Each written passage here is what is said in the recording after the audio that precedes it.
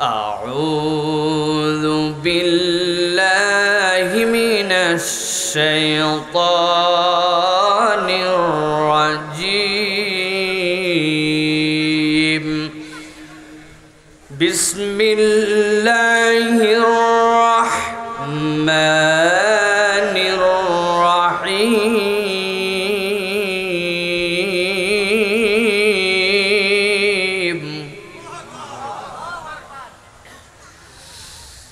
ومن أراد الآخرة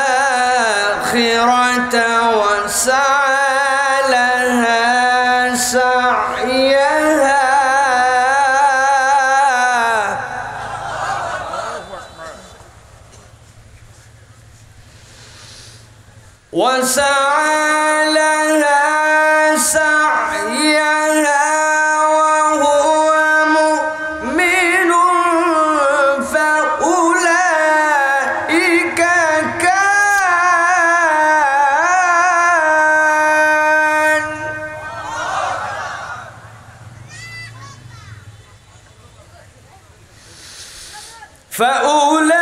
فأولئك كان سعيهم مشكورا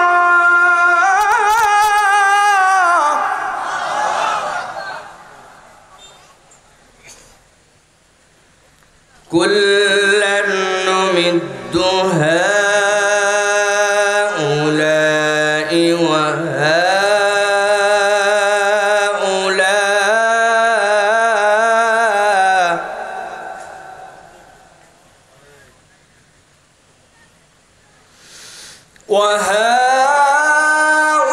وهؤلاء من عطاء ربك وما كان عطاء ربك محظورا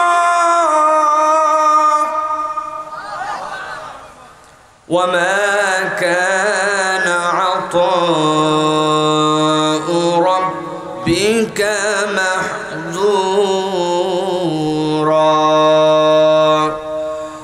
وقال الله سبحانه وتعالى آمرا ومخبرا للمؤمنين والمؤمنات إلى يوم القيامة إن الله وملائكته يصلون على النبي يا أيها الذين آمنوا صلوا عليه وسلموا تسليما اللهم صل على محمد وعلى آل محمد كما صليت على إبراهيم وعلى آل إبراهيم إنك حميد مجيد اللهم بارك على محمد وعلى آل محمد كما باركت على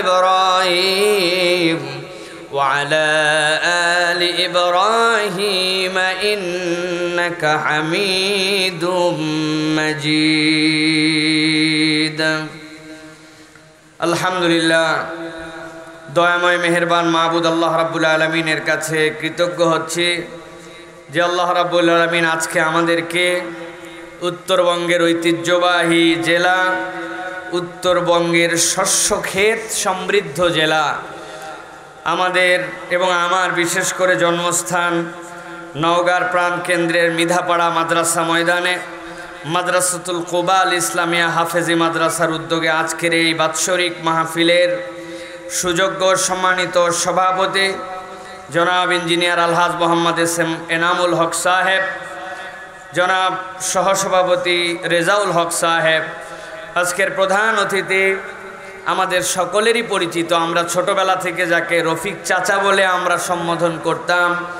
আপনার আমার প্রিয় ব্যক্তিত্ব জনাব আলহাজ রফিকুল ইসলাম সাহেব, জনাব আব্দুল মালিক শেখ আজকে এখানে উপস্থিত আছেন স্টেজে আমাদের ডানে বামে।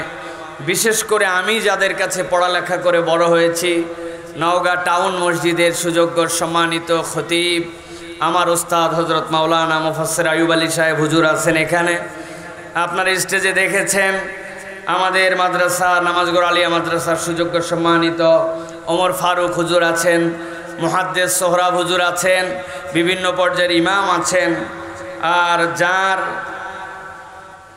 মাধ্যমে আল্লাহ রাব্বুল আলামিন আমাকে এই দুনিয়াতে এনেছেন, আমার ওয়ালিদুল ইহতারাম সম্মানিত আমার পিতা হযরত মাওলানা আনম আকরাম হুসাইন সাহেব স্টেজে উপস্থিত আছেন। আরও অনেক গণ্যমান্য আমাদের ব্যক্তিবর্গ আমার সামনে উপবিষ্ট আছেন। সম্মানিত উলামায়ে হযরত ফুজালায়ে কেরাম, আমার প্রাণপ্রিয় তরুণেরা, যুবকেরা, স্নেহের ছোটরা, পর্দার আড়াল থেকে শুনছেন মা এবং বোনেরা, সকলকে একবার সালাম দিয়েছি, আরও একবার দোয়া পাওয়া এবং করার আশায় সালাম নিবেদন করি। আসসালামু আলাইকুম ওয়া রাহমাতুল্লাহ। আপনারা ভালো আছেন ভাই? একটু কথা বলেন, ভালো আছেন সবাই? ক্লান্ত হয়ে যাননি তো? রফিক চাচা বলছেন যে মৃধাপাড়ায় এত লোক আগে তো দেখি নাই। চাচা জানে না যে মৃধাপাড়ায় যেই সকল মুরব্বীরা ওয়াজ শুনতো, এই মুরব্বীরা ওয়াজ শুনে তারা আসেই ওই আগের থেকেই। ইনাদের সংখ্যা 100-150, কিন্তু বাকি যা দেখতেছেন এরা আল্লাহর দয়ায় আমাদেরকে ভালোবেসে ইসলামের প্রতি আকৃষ্ট হয়ে ওয়াজ নতুন শুনছে, ইসলাম নতুন করে প্র্যাকটিস করতেছে। এরা ইয়াং, এখানে ইয়াংরা আসছে মূলত আমাদের কথা শোনার জন্য, ঠিক কি না? সুতরাং প্রিয় ভাইয়েরা, আমরা সংক্ষিপ্ত সময়ে কিছু কথা শুনব।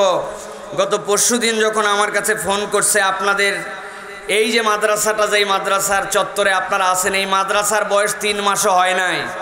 একটা ইয়াং ছেলে রহমতুল্লাহ, হাফেজ রহমতুল্লাহ, যে পিছনে আপনারা দেখছেন ঘোরাফেরা করতেছে, এই জমি যারা দিয়ে গেছিলেন এই মসজিদের সাথে, মৃধাপাড়া মসজিদ নওগাঁর একক পর্যায়ে লোক ধরার দিক দিয়ে অন্যতম বড় মসজিদ, ঠিক না ভাই? বিশাল মসজিদ।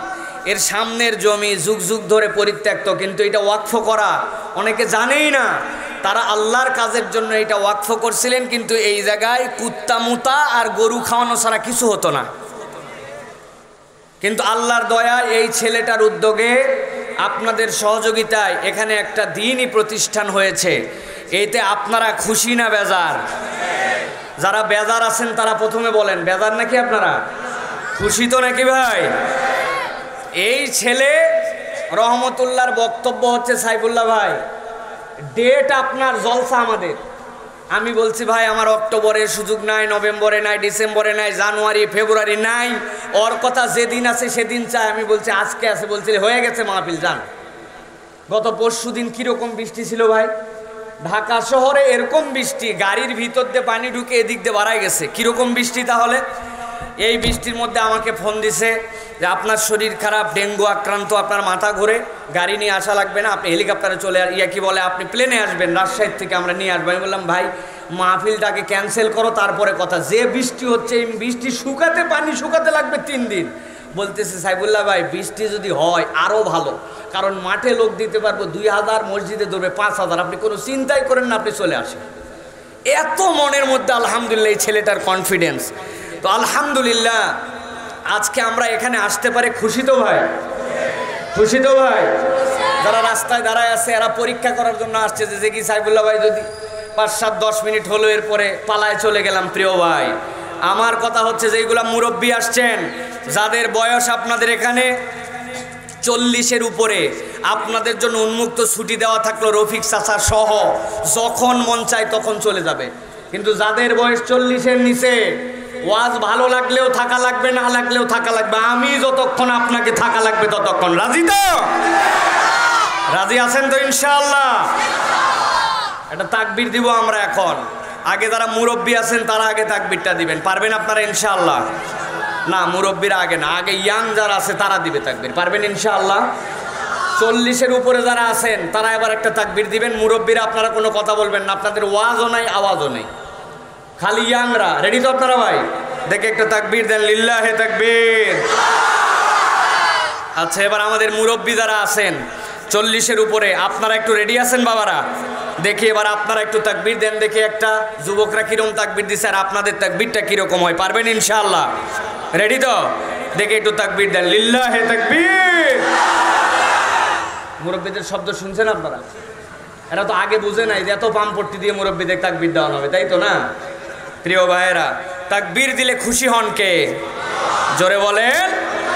আল্লাহর নাম মুসলমানরা যখন একবার নেওয়ার মতো নিতে পারে, যাদের হাতে কোনো কিচ্ছু নাই, ছোট্ট একটু ভূখণ্ডকে বিচ্ছিন্ন করে রেখে দিয়েছে, যেই বিচ্ছিন্ন ভূখণ্ডে ঔষধ পৌঁছায় না, খাদ্য পৌঁছায় না, কারোর সাথে বর্ডারের কানেকশন নাই, তারা আল্লাহর উপর তাওয়াক্কুল করে যখন আগায় গেছে, গত 2 দিনে আপনারা খবর পেয়েছেন এই বীর মুজাহিদরা পৃথিবী থেকে অনেকগুলো আল্লাহদ্রোহীকে দুনিয়া থেকে বিদায় করছে, ঠিক না? এটা কিছুর জোরে নয়, এটা ইমানের জোরে। কিসের জোর? ইমানের জোর। সুতরাং তরুণ এবং যুবক যারা, আগামীর পৃথিবী ইসলামের পৃথিবী, আগামীর পৃথিবী মুসলমানদের পৃথিবী, আপনি যদি ইসলামের সাথে নিজেকে সম্পৃক্ত করতে পারেন, আপনি লাভবান হবেন, ইসলাম লাভবান হবে না।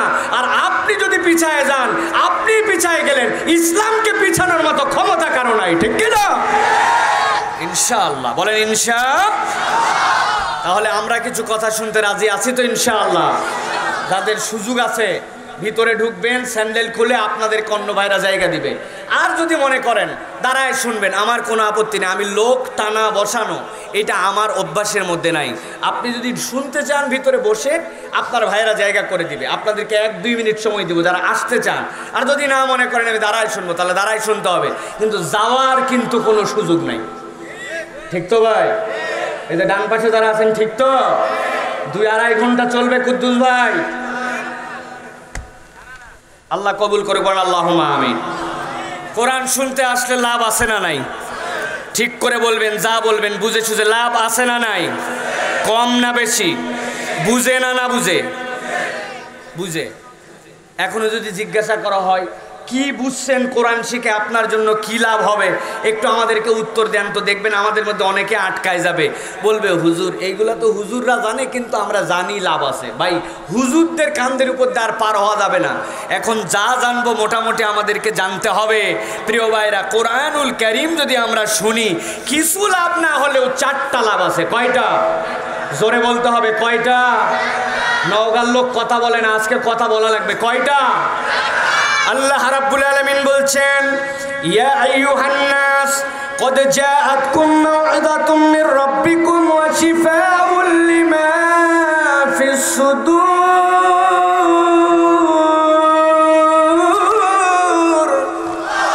আল্লাহ বলছেন, ও দুনিয়ার মানুষ, আমি আল্লাহ রাব্বুল আলামিন তোমাদের জন্য যে কোরআন দিলাম, এমনি এমনি কোরআন তোমাদেরকে দেই নাই। قد جاءتكم موعظة من ربكم, আল্লাহর পক্ষ থেকে এই কোরআন তোমাদের জন্য প্রেসক্রিপশন হিসাবে এসেছে, মাউইজা হিসাবে এসেছে। আল্লাহ রাব্বুল আলামিন বলছেন, যে প্রেসক্রিপশন তোমাকে দেওয়া হলো, এই প্রেসক্রিপশন মৌলিক তোমার জন্য যে কাজ করবে কি জানো নাকি? আল্লাহ বলছেন, শিফাউল লিমা ফিস সুদূর। এই কোরআনের ডাক্তারিটা অন্য কোনোখানে নয়। এই কোরআন তোমার অন্তরটাকে পবিত্র বানায় দিবে, ফিট বানায় দিবে। এই কোরআনটা তোমার অন্তরটাকে আল্লাহ রাব্বুল আলামিন জান্নাতে যাওয়ার উপযুক্ত করে দিবে। এই জন্য কোরআনের 1 নম্বর উপকার, কোরআন তোমার জন্য প্রেসক্রিপশন, কোরআন তোমার জন্য অন্তরের ডাক্তারি। আপনার যদি অন্তর ঠিক না হয়, উপরে আপনি বিরাট বড় দাহাবাজ লিডার, দাপটের দাপট, পাওয়ারের পাওয়ার, কিন্তু আপনার ভিতর ঠিক হয় নাই। ইসলাম বলছে আপনার কিচ্ছু ঠিক হয় নাই। এটা আমার কথা নয়, আমার নবী বলছেন, ইযা সলুহাত সলুহাল জাসাদু কুল্লু ওয়া ইযা ফাসাদাত ফাসাদাল জাসাদু কুল্লু আলা ওয়া হিয়াল কল। ও দুনিয়ার মানুষ, তোমার অন্তর যদি জান্নাতে যাওয়ার ফিটনেস সার্টিফিকেট না পায়, বাহিরে তোমার সার্টিফিকেটের দূর যাই হোক না কেন, অন্তর ফিট না হইলে আল্লাহর কাছে দাম পাওয়া যাবে না। আমি শত শতবার উদাহরণ দিয়েছি, নওগাঁর মানুষ বুঝানোর জন্য আরেকবার বলি, ভালো করে খেয়াল করেন। হঠাৎ করে একটা ছেলে পেপারের মধ্যে বিজ্ঞাপন দেখছে, 2nd লেফটেন্যান্টটা আর্মিতে লোক নেওয়া হবে। দেখছে যোগ্যতা কি কি লাগে রে, দেখে প্রথমে লেখা আছে HSC পাস, 2nd ডিভিশন হলেই চলবে, লম্বা হতে হবে 5 ফিট 6 ইঞ্চি, কোনো রকম ফৌজদারি কেস কামারি থাকা লাগবে না, চলবে না তার নামে। এই 4 যোগ্যতা হলে আবেদন করা যাবে। ওই ছেলে সাথে সাথে এই সার্টিফিকেট দেখার পরে তাকায় দেখে নিজের হাইট তো আমার 5 ফিট 9 ইঞ্চি, চাইছে এইচএসসি পাস, আমি তো অনার্সে ভর্তি হয়েছি, চাইছে সেকেন্ড ডিভিশন, আমার 2টাতেই গোল্ডেন এ প্লাস, বাপ দাদার 14 পুরুষে আমার মধ্যে কোনো রকম এইরকম ফৌজদারি কেস নাই, আবেদন তো আমি জমা দিতেই পারি। জমা দিয়ে দিছে আবেদন, উত্তর রিপ্লাই চলে আসছে অমুক তারিখে ঢাকার ক্যান্টনমেন্টে হাজির হয়ে যাও। কাগজপত্র নিয়ে প্রথমে নিবা তোমার থানার থেকে ক্লিয়ারেন্স, ওর কোনো কেস কামারি নাই, ক্লিয়ারেন্স আছে, সার্টিফিকেট আছে এইচএসসির ফার্স্ট ক্লাস, লম্বা 5 ফিট 9 ইঞ্চি। দৌড় লাগাইছে ঢাকার দিকে, যাওয়ার পরে প্রথমে কাগজপত্র জমা দিছে, ওকে। এরপরে বলছে তোমার জন্য যে থানার ক্লিয়ারেন্স দেখো, ক্লিয়ারেন্স ওকে। এবার বলছে ফিজিক্যাল ফিটনেস তোমার ট্রেনিং হবে, এখন পরীক্ষা হবে, গায়ের জামা কাপড় খুলে লাইনে দাঁড়াও, মাপ ঠিক আছে কিনা। মাপ চাইছে 5 ফিট 6 ইঞ্চি, ওই 5 ফিট 9 ইঞ্চি বেচারি বাইতে যায়, কয় নিচ দিয়ে যা। এবার যখন সব পরীক্ষা নিরীক্ষা শেষ, বলছে সামনের দিকে হাত 2টা একটু সোজা করে দাও। যেই না হাত 2টা সোজা করতে বলছে, ডান হাতটা টনটনা সোজা, কিন্তু বাম হাতটা একটুখানি বাঁকা। যেই লোকর পরীক্ষা নিচ্ছে স্বাস্থ্য পরীক্ষায়, বলছে বাম হাত সোজা কর। বলছে স্যার জন্মের থেকে আমার বাম হাতটা একটুখানি বাঁকা, এই হাত তো সোজা হয় না। নওগাঁর মানুষ বুঝে থাকলে বলেন, 5 ফিট 9 ইঞ্চি লম্বা, সবগুলা ফার্স্ট ক্লাস, থানায় তার নামে কোনো কেস কামারি নাই, কিন্তু ডান হাত সোজা হওয়ার পরে বাম হাত যদি একটু বাঁকা হয়, ওই ছেলেটা কি সেনাবাহিনীতে চাকরি পাবে? কথা বলেন, পাবে? আল্লাহ রাব্বুল আমিন এই জন্য বলছেন, দুনিয়ার মানুষ ভালো করে বোঝো, ইয়া আইয়ুহান নাস কদ জাআতকুম মাউইযাতুম মির রাব্বিকুম ওয়া শিফাউল লিমা ফিস সুদুরি ওয়া হুদাও ওয়া রাহমাতুল লিল মুমিনিন।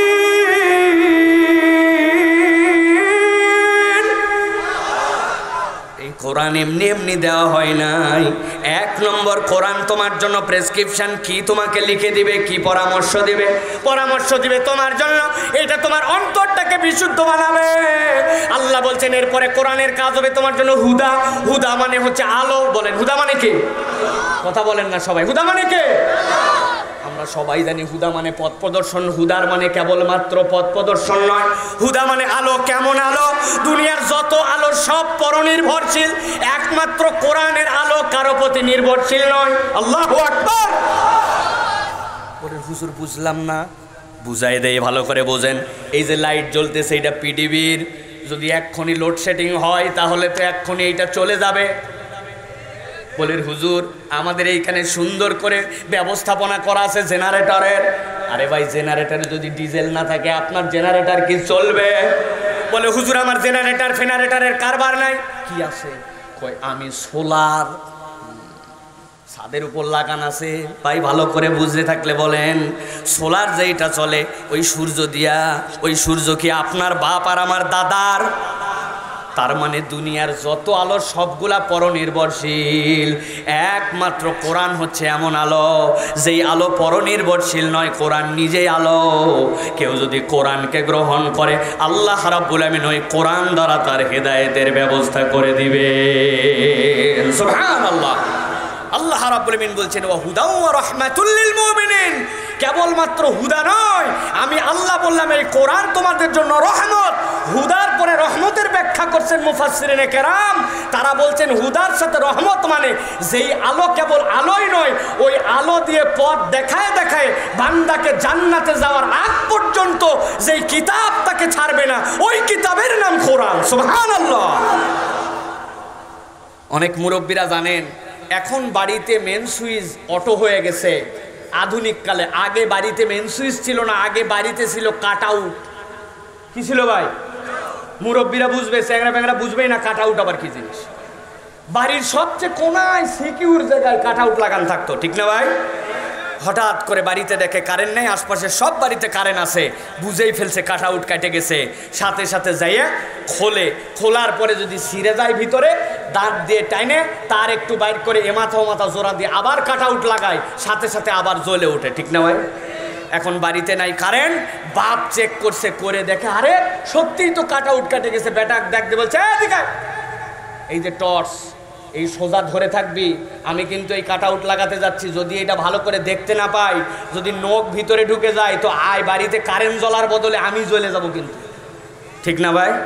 এখন বেটাকে দিয়েছে দায়িত্ব, বাপ গেছে কাট আউট লাগাতে কোনার মধ্যে। দুনিয়ার যত মশা আলো দেখে ওই সোজা আসছে, বেটা ধরে আসে ওইদিকে, হঠাৎ করে এই জায়গায় এক মশা কামড় দিচ্ছে, বাম হাত দিয়ে এক বাড়ি দিছে, হাতের লাইট গেছে নই।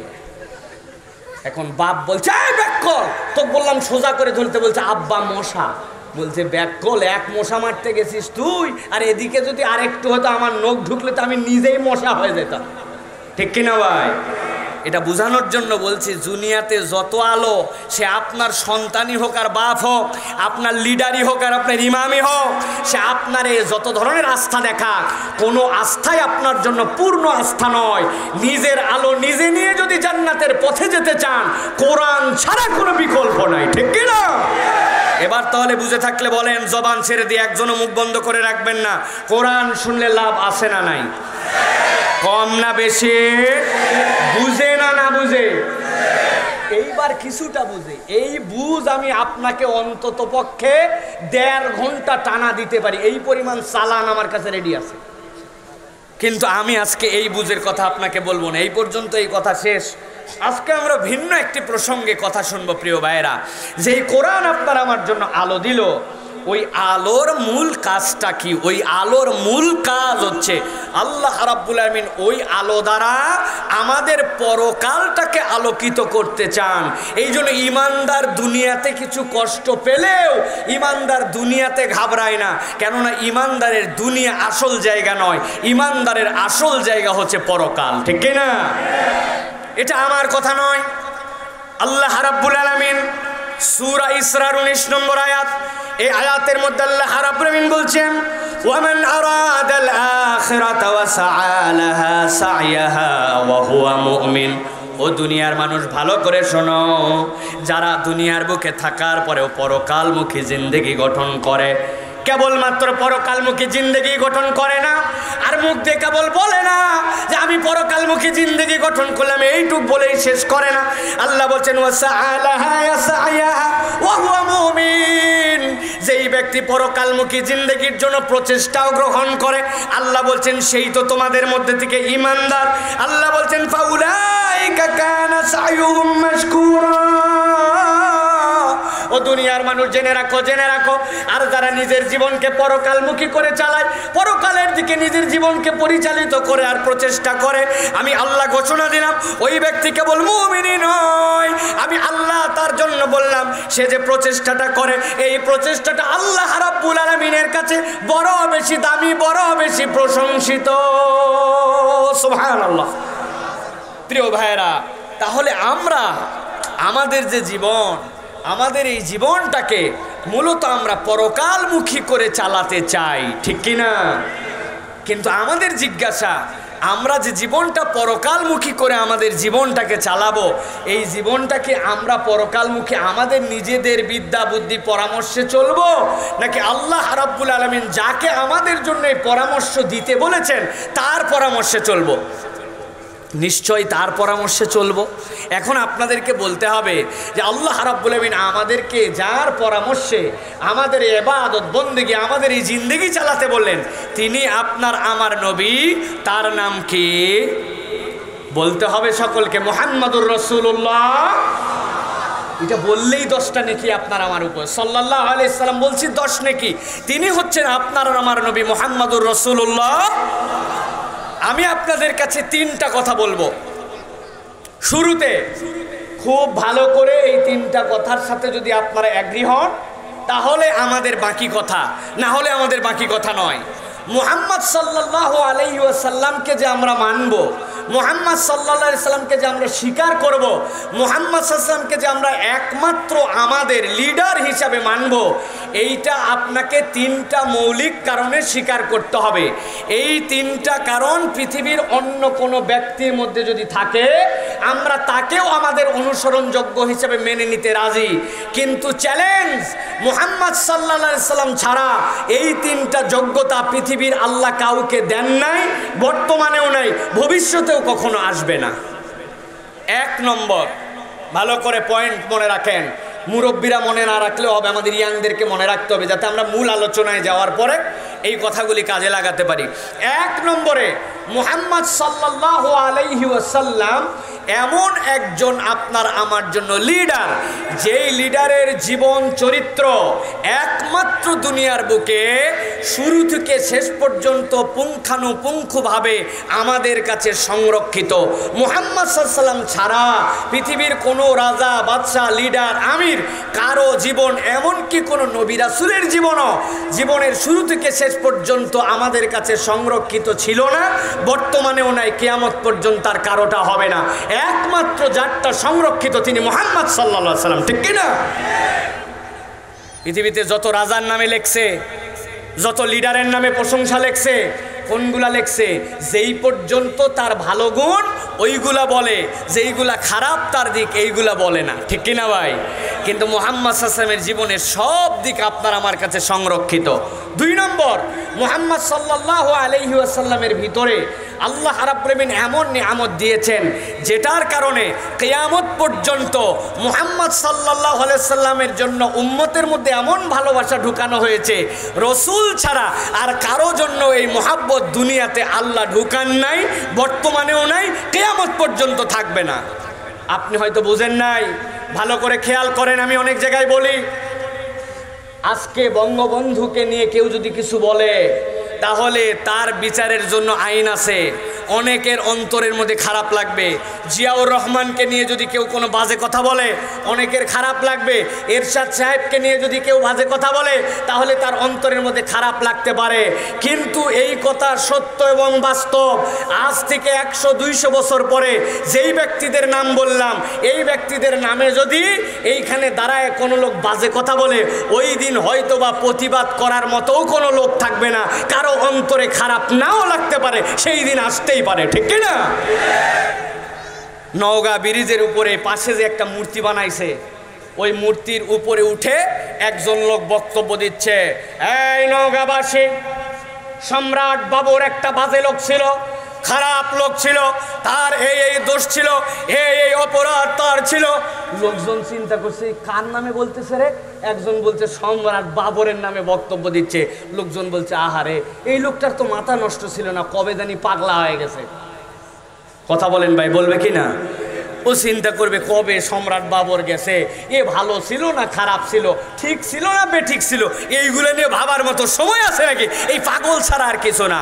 কিন্তু মনে রাখবেন, কিয়ামত পর্যন্ত, কিয়ামতের দিন পর্যন্ত মুহাম্মদুর রাসূলুল্লাহ সাল্লাল্লাহু আলাইহি ওয়াসাল্লামকে নিয়ে কেউ যদি বাজে কথা বলে, কেউ যদি কোনো খারাপ কথা বলে, তার নামে যদি কোনো কটূক্তি করে, আল্লাহ কিয়ামত পর্যন্ত একজন হলেও ইমানদার থাকবে।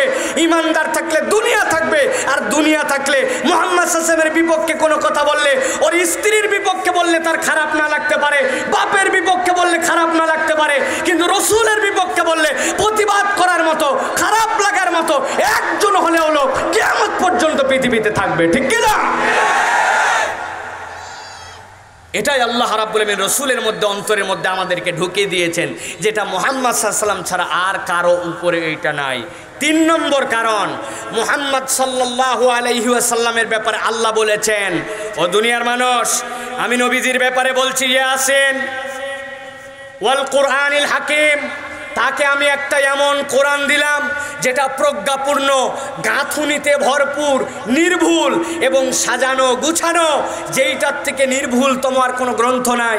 কিন্তু জেনে রাখো, ইন্নাকা লামিনাল মুরসালিন, হে রাসূল, আপনাকে আমি বিচ্ছিন্ন কোনো নবী হিসাবে প্রেরণ করি নাই, আপনাকে প্রেরণ করেছি রাসূল প্রেরণের ধারাবাহিকতায়। আপনি ওই রাসূলের পথে, আলা সিরাতিম মুস্তাকিম, আপনি সরল সঠিক রাস্তার উপরে আছেন। চিৎকার করে বলেন তো ভাই, আল্লাহর নবীকে আল্লাহ রসুল স্বীকৃতি দিলেন, কোরআনকে হাকিম বললেন, মুহাম্মদ সাল্লাল্লাহু আলাইহি ওয়াসাল্লামকে সরল সঠিক পথের উপরে আছেন, এই কথা যিনি বললেন তিনি কে? জোরে বলেন, তিনি কে? আল্লাহ। সুতরাং গ্যারান্টার আল্লাহ, নবীর যেটা পথ, এটা ছাড়া আমাদের মুক্তির কোনো পথ নাই, ঠিক কিনা? অতএব মানতে হলে, শুনতে হলে, জানতে হলে, নিজেদের জীবনকে পরিবর্তন করতে হলে আমাদেরকে মুহাম্মদুর রাসূলুল্লাহ সাল্লাল্লাহু আলাইহি ওয়াসাল্লামের জীবনকে জানতে হবে, ঠিক কিনা? আফসোস, আমাদের এখানে অনেক ইয়াং তরুণ আছে, দাঁড় যদি করায় বিশ্বকাপে কয়টা দল খেলতেছে? বলে বিশ্বকাপে এবার ক্রিকেটের 10টা দল খেলতেছে। 10 দলের ক্যাপ্টেনের নাম বলতে পারবে কিনা? অনেক লোকজন আছে এখানে, ঢ্যামা ঢ্যাম 10 দলের ক্যাপ্টেনের নাম বলে দিবে, ঠিক কিনা ভাই? আমি একটা ধাঁধা ধরি আপনাদের কাছে, যারা দাঁড়ায় আছেন তারা বলেন, বাংলাদেশ ক্রিকেট দল এবার যে বিশ্বকাপ খেলছে, এই দলের থেকে কোন প্লেয়ারটাকে শেষ মুহূর্তে বাদ দেওয়া হয়েছে? বাপরে বাপ, দেখছেন আপনারা কি পরিমাণ আমাদের মুরব্বীরা পর্যন্ত খবর রাখে, এক মুহূর্ত দেরি নাই। আমাদের এই বিদ্যা বুদ্ধি জ্ঞান আমাদের জানা আছে। কিন্তু এখানে যদি আমাদের অনেককে বলা হয় মুহাম্মদ সাল্লাল্লাহু আলাইহি সাল্লামের ছেলে কয়জন ছিলেন আর মেয়ে কয়জন ছিলেন, ছেলে 2 জনের নাম আর মেয়ে 4 জনের নাম বলেন তো বাবা, অনেকেই আমাদের চিন্তা করছে হুজুর কাক জানি এখন ধরে, কি বিপদের জন্য যে মাহফিলে আসলাম, আসলে আশা মনে হয় ভুল হয়েছে। এরকম লোক আছে কিনা ভাই? আপনারা কি রাগ করতেছেন ভাই? রাগ করলে কোনো সমস্যা নাই।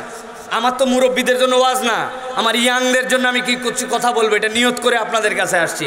এই জন্য বলছি ভাই, সব বিদ্যা জানলাম, সব বুদ্ধি জানলাম, কিন্তু মুহাম্মদ সাল্লাল্লাহু আলাইহি ওয়াসাল্লাম আর ইসলাম সম্পর্কে আমাদের অজ্ঞতার কোনো অভাব নাই, ঠিক কি না? অনেক মুরব্বীদেরকে যদি আমরা বলি, বাবা যারা এত জোরে ঠিক বললেন, বয়স কত, 60-70, বাবা যুবকদের তো অনেক দোষ, অনেক অপরাধ, আপনাদের তো জ্ঞান গরিম আল্লাহ রাব্বুল আমিন ভালোই দিছে, অনেক কিছুই জানলেন, দাড়ি পাকে গেল, মোড়ের দোকানে যখন বসেন তখন ইউক্রেনের যুদ্ধ, রাশিয়ার যুদ্ধ, সৌদি আরবের অবস্থা, রাশিয়ার পরিস্থিতি, কোনোটাই তার জ্ঞানের বাইরে নাই। জ্ঞানের সাগর আর পাহাড়। বিশেষ করে আমাদের চায়ের স্টলে বিকালে যে মুরব্বীরা বসে, ইনারা প্রত্যেকেই কমসে কম এক একটা মন্ত্রী হওয়ার যোগ্যতা রাখে, ঠিক না ভাই? এইগুলাতে আবার সব সময় যে বাজে কথা হয় এরকম নয়, এইগুলাতে মাঝে মাঝে শরীয়ত সম্মতও কিছু কথা হয়। এক মুরব্বী বলতেছে, বাবা বলতে চাই না, না বলেও পারি না, আল্লাহ মাফ করুক। ইমাম সাহেব কিন্তু বেশি ভালো মানুষ না, ইমাম সাহেব কিন্তু ওখানে উপস্থিত নাই, উনি হালাল তরিকায় গীবত করতেছে। কি বলছে আগে? বলতে চাই না, না বলেও পারি না, আল্লাহ মাফ করুক। ইমাম সাহেব কিন্তু অত ভালো না। বলছে কেন? কই দেখিস না কি জোরে জোরে হাঁটে, আর ভুঁড়ি ছিল আগে চিকন, এখন ভুঁড়ি বাইরে গেছে, এই দুটা ইমাম সাহেবের অপরাধ। কিন্তু উনি যে ওই জায়গাতে মরা ভাইয়ের গোস্ত খাচ্ছে, গীবত করতেছে, গুনাহ করতেছে, উনি নামাজ ঠিক মতো পড়ে না, উনার এইগুলা চোখে পড়ে না। এইরকম আমাদের ঠেটা মার্কা মুরব্বী আছে কিনা? কথা বলেন, আছে? নওগাঁতেও আছে না ভাই? ওই মুরব্বীকে যদি বলা হয় অনেক কিছু তো জানলেন, আল্লাহর নবীর অনেক সাহাবায়ে কেরামকে আল্লাহর নবী জান্নাতের সার্টিফিকেট দিয়েছেন, কেবল 10 জনকেই নয়, এক দফায় 10 জনকে দিয়েছেন, জন্য আশারায়ে মুবাশশারা বলা হয়। হাত তুলে বলেন এই 10 জনের নাম আমরা এতজন জানি। হুজুর আপনাকে আমরা জানাচ্ছি, 100 টাকা করে আপনাদেরকে হাদিয়া দিব যাদের বয়স 50 বছরের উপরে, আলেম ওলামা ছাড়া যে সকল মুরব্বী আছেন, বলেন 10 জন আশারায়ে মুবাশশারার নাম বলবো। অস্ট্রেলিয়ার দলের 10 প্লেয়ারের নাম বলে দিবে, ইন্ডিয়ার দলের 10 প্লেয়ারের নাম বলে দিবে, কিন্তু এইটা বলতে পারে না। আপনাদের কাছে শুনতে মনে খারাপ লাগতেছে, তাই না? ইসলাম সম্পর্কে আমাদের অজ্ঞতা, আমাদের মানে কি বলবো, আমাদের অবস্থা এত খারাপ। গাড়ি একবার নষ্ট হয়ে গেছে, ভাড়া একটা গাড়ি নিছি, সাভার পার হচ্ছি, পার হওয়ার পরে কল করার পরে সেই ছেলেটা, সেই ইয়াং ছেলে, স্মার্ট ছেলে, পরিচিত হতে হতে কথা বলার পরে জিজ্ঞাসা করলাম, ভাই আপনি কি করেন? বলে আমি নর্থ সাউথ ইউনিভার্সিটিতে পড়ি, এই গাড়িটা আমার বাপের, তার বোঝা হতে চাই না জন্য অফ টাইমে আমি উবার পাঠাও চালাই, আমার কামাই আমি পড়ালেখা করি। এই সোনার ছেলে, এরকম ছেলে এই সময় পাওয়াই যায় না, ঠিক না ভাই? আসরের নামাজ, বাবা এক জায়গায় দাঁড়াও, নামাজটা আদায় করে নিয়ে তারপরে সামনে যায়। আসরের নামাজ 2 জন একসাথেই পড়ি। জি হুজুর। বলে নামাজ পড়ার জন্য ডাক দেওয়া হলো, আসো আমরা 2 জন এখন নামাজ পড়ি। দাঁড়াইছে, দাঁড়ানোর পরে জামাতে বাবা একামত দাও। কই হুজুর এটা আমার জানা নাই। তো হুজুর নিজেই নিজের একামত দিছে, দিয়ে আসরের নামাজে আল্লাহু আকবার বলে দাঁড়াইছে। এখন যে পাশে মুসল্লি ইমামের যা বলবে অনুকরণ করে নামাজ পড়বে, তাই না ভাই?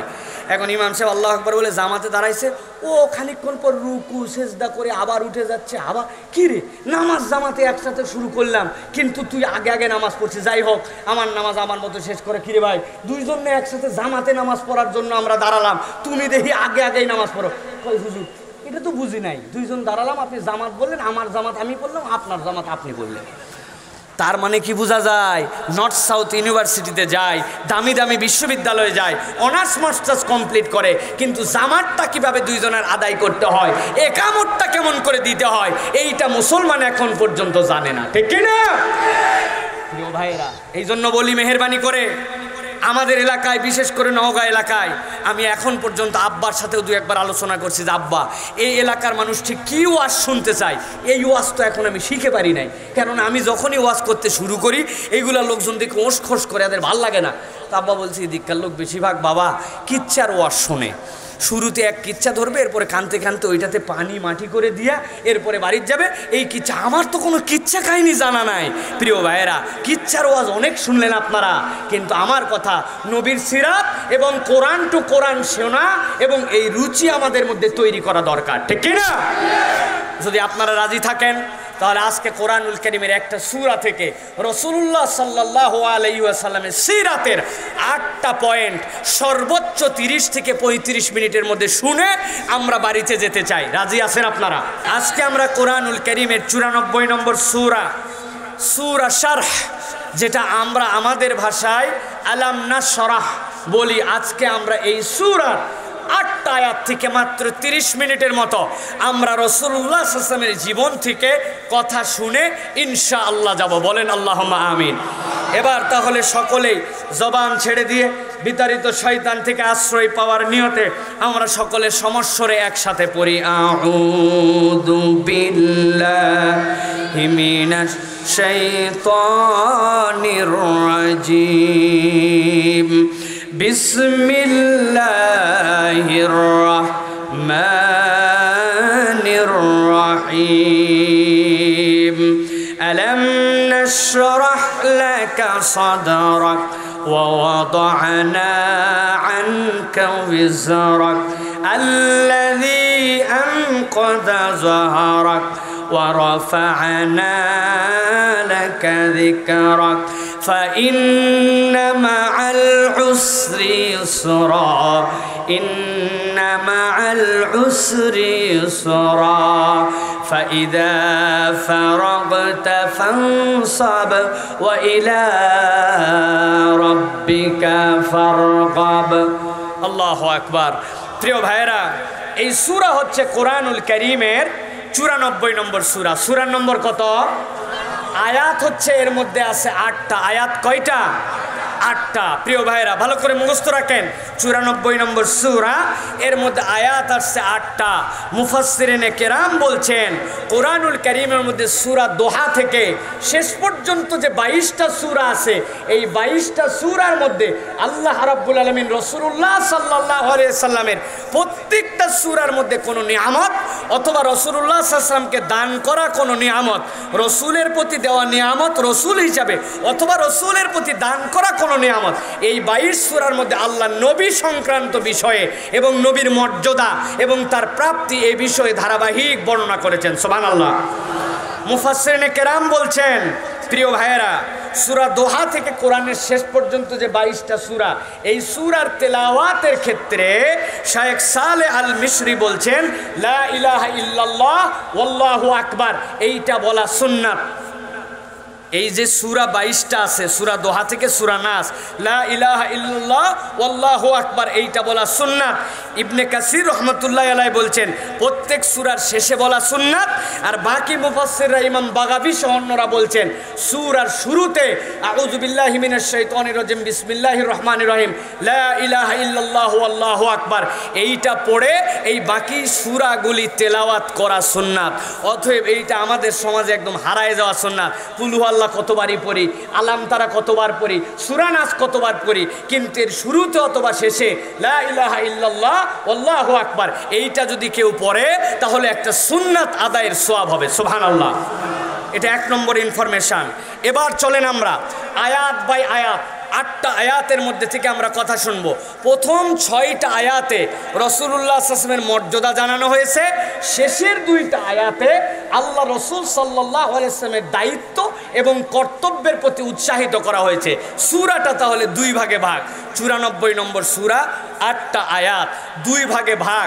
এই 22টা সূরার শুরুতে লা ইলাহা ইল্লাল্লাহ ওয়াল্লাহু আকবার পড়তে হয়। তাহলে প্রথম আয়াত থেকে এখন আমরা চলেন তাহলে আয়াত বাই আয়াত তাফসীর শুনি এবং এখান থেকে রাসূলুল্লাহ সাল্লাল্লাহু আলাইহি ওয়াসাল্লামের জীবন আলেখ্য শুনি। আল্লাহ রাব্বুল আলামিন বলছেন প্রথম আয়াতে কারিমার মধ্যে, আলাম নাশরাহ লাকা সাদরাক, হে রাসূল আমি কি আপনাকে আপনার বক্ষটাকে প্রশস্ত করে কল্যাণের উপর আপনাকে অধিষ্ঠিত আমি করি নাই। হে রসুল, আপনাকে কি আমি আপনার বক্ষ প্রশস্ত করে কল্যাণকের মধ্যে ভরে দেই নাই? মুফাসসিরিনে কেরাম বলছেন, দুনিয়ার মানুষ আল্লাহ রাব্বুল আমিন যদি কোরআনের মধ্যে কোনো জায়গায় শারহুন শব্দ ব্যবহার করেন, যেইটার দ্বারা আল্লাহ রাব্বুল আমিন উন্মুক্ত করাকে বুঝান, তাহলে এই শারহুন দ্বারা তিনটা কথা তোমরা বুঝে নিবা। এক নম্বরে এই শারহের অর্থ হচ্ছে জ্ঞান, 2 নম্বর তত্ত্ব কথা, 3 নম্বর উত্তম চরিত্র।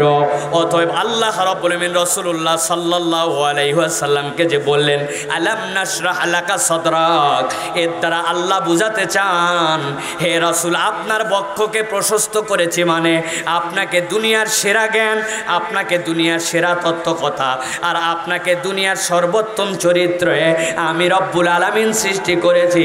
আপনার থেকে বেশি চরিত্রবান মানুষ এই দুনিয়াতে আর কেউ নাই। আল্লাহ রাব্বুল আমিন কোরআনুল কারীমের মধ্যে অন্য আয়াতের মধ্যে তার সাক্ষ্য দিচ্ছেন। আল্লাহ নিজেই বলছেন, ওয়া ইন্নাকা লা আলা খুলুকিন আযীম।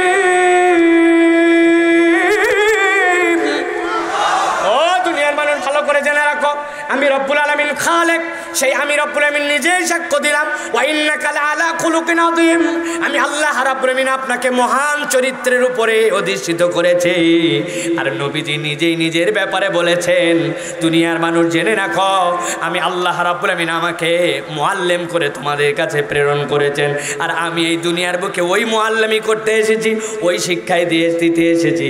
বুইসতু লিউতাম্মিমা মাকারিমাল আখলাক, দুনিয়ার মানুষের চরিত্রের পূর্ণতা দেওয়ার জন্যই আমি আল্লাহর পক্ষ থেকে প্রেরিত হয়েছি। সুবহানাল্লাহ। মুফাসসিরিনে কেরাম আরেকটা ব্যাখ্যা করছেন, বড় ইন্টারেস্টিং কথা। তারা বলছেন আল্লাহ রাব্বুল আমিন কোরআনুল কারীমের মধ্যে বলেছেন, সূরা আনাম 6 নম্বর সূরার 125 নম্বর আয়াতের মধ্যে তারা বলছেন, আল্লাহ বলছেন, ফামান ইউরিদিল্লাহু আন ইয়াহদিয়াহু ইয়াশরাহ সাদরাহু লিল ইসলাম। আল্লাহ যদি দুনিয়াতে কারো কল্যাণ করতে চান, আল্লাহ যদি দুনিয়াতে কারো জন্য কোনো উপকার করতে চান, কাউকে যদি হেদায়েত দিতে চান, তোমরা জানো নাকি তার জন্য সবচেয়ে বড় নিয়ামত কোনটা? আল্লাহ বলছেন, আল্লাহ তার অন্তরটাকে ইসলামের নূরে, ইসলামের আলোতে উদ্ভাসিত করে দেন। আল্লাহ বললেন ইয়াশরাহ সাদরাহু লিল ইসলাম, তাহলে দুনিয়াতে যে ইসলাম গ্রহণ করবে সে মুসলিম। আর আল্লাহ বলবেন যে মুসলমান হবে, আল্লাহ রাব্বুল আমিন রাসূলের উম্মত হিসাবে, কোরআনের ভাগীদার হিসাবে, তাকেও জ্ঞান, তাকেও তত্ত্ব কথা আর ইসলামের আলোকে তাকেও আল্লাহ রাব্বুল আমিন উত্তম চরিত্রবান হওয়ার রাস্তায় উঠায় দিবেন। সুবহানাল্লাহ। এটা হলো একটা ব্যাখ্যা। মুফাসসিরিনে কেরাম আরেক ব্যাখ্যা বলছেন, আলাম নাশরাহ লাকা সাদরাক, মানে হে রাসূল, প্রকৃতার্থে আমি কি আপনার বক্ষকে উন্মোচিত করি নাই? মুফাসসিররা বলছেন, রাসূলুল্লাহ সাল্লাল্লাহু আলাইহি ওয়াসাল্লাম, সহিহ মুসলিমের হাদিস, নবীজির বক্ষকে 2 বার চিড়ে খোলা হয়েছিল। কয়বার? একবার খোলা হয়েছিল 4 বছর বয়সে, সহিহ মুসলিমের বর্ণনা, যখন রাসূলুল্লাহ সাল্লাল্লাহু আলাইহি ওয়াসাল্লাম বনু সাদে ছিলেন, হালিমাতু সাদিয়ার কাছে যখন ছিলেন। আর 2 নম্বর বার খোলা হয়েছিল নবীজি যখন মেরাজের রাত্রিতে ঊর্ধ্বাকাশ ভ্রমণ করছিলেন। সুতরাং এই সময় আল্লাহ রসুলের বক্ষকে উন্মুক্ত করে খানায় কাবার চত্বরে জান্নাত থেকে নিয়ে আসা আল্লাহর নিয়ামত এবং দুনিয়ায় জমজমের পানি, এইটা দিয়ে তার বুককে আল্লাহ প্রশস্ত করে পরিষ্কার করে এর মধ্যে নূর, এর মধ্যে জ্ঞান, এর মধ্যে আল্লাহর দেওয়া বাণী এবং আল্লাহ রাব্বুল আমিন উত্তম আখলাক দিয়ে নবীজিকে ভরপুর করে দিয়েছিলেন। সুবহানাল্লাহ। তাহলে 1 নম্বর আয়াতে আল্লাহ যে নিয়ামতের কথা বলেছেন, পৃথিবীতে কোনো পয়গম্বরকে আল্লাহ বক্ষ বিদারণ করার নাই। এই জন্য আপনার আমার নবী ইমামুল আম্বিয়া, ইমামুল মুরসালিন, যেমন তেমন নবীর উম্মত আপনি, আমি নই। আল্লাহ বলছেন তুমি ওই নবীর উম্মত যেই নবীকে আমি আল্লাহ বললাম আলাম নাশরাহ লাকা সাদরাক। সুবহানাল্লাহ। আল্লাহ রাব্বুল আমিনের পরে 2 নম্বর আয়াতে কারিমা, এই আয়াতে কারিমার মধ্যে আল্লাহ রাব্বুল আমিন বলছেন, ওয়া ওয়াদানা আনকা বিজরাক, হে রাসূল, আমি কি আপনার বোঝা যেটা আপনার উপরে ছিল, আপনার বোঝাকে কি আমি হালকা করে দেই নাই? কথাটা শুনতে বড় সহজ। আল্লাহর নবীকে আল্লাহ রাব্বুল আমিন বলেন আপনার বোঝাকে কি আমি হালকা করে দেই নাই? তাফসীর যারা করছেন তারা বলছেন এইটার 2টা ব্যাখ্যা আছে। ইমানদারেরা ভালো করে বোঝো, তোমার নবীর উপর থেকে আল্লাহ বোঝা যে হালকা করলেন, কি ধরনের বোঝা হালকা করলেন? মুফাসসিরিনে কেরাম বলছেন, ও দুনিয়ার মানুষ, মুহাম্মদ সাল্লাল্লাহু আলাইহি ওয়াসাল্লামকে নবুয়ত দেওয়া হয়েছে 40 বছর বয়সে। কয় বছর?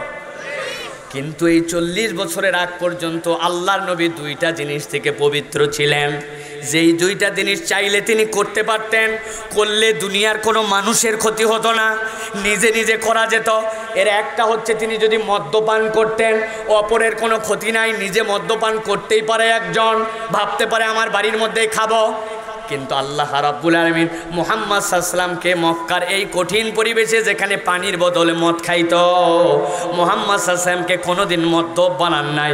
আর 2 নম্বর, মুহাম্মদ সাল্লাল্লাহু আলাইহি ওয়াসাল্লামকে কখনো আল্লাহ রাব্বুল আলামিন মুশরিক করেন নাই, তিনি কখনো মূর্তির কোনো পূজা করেন নাই।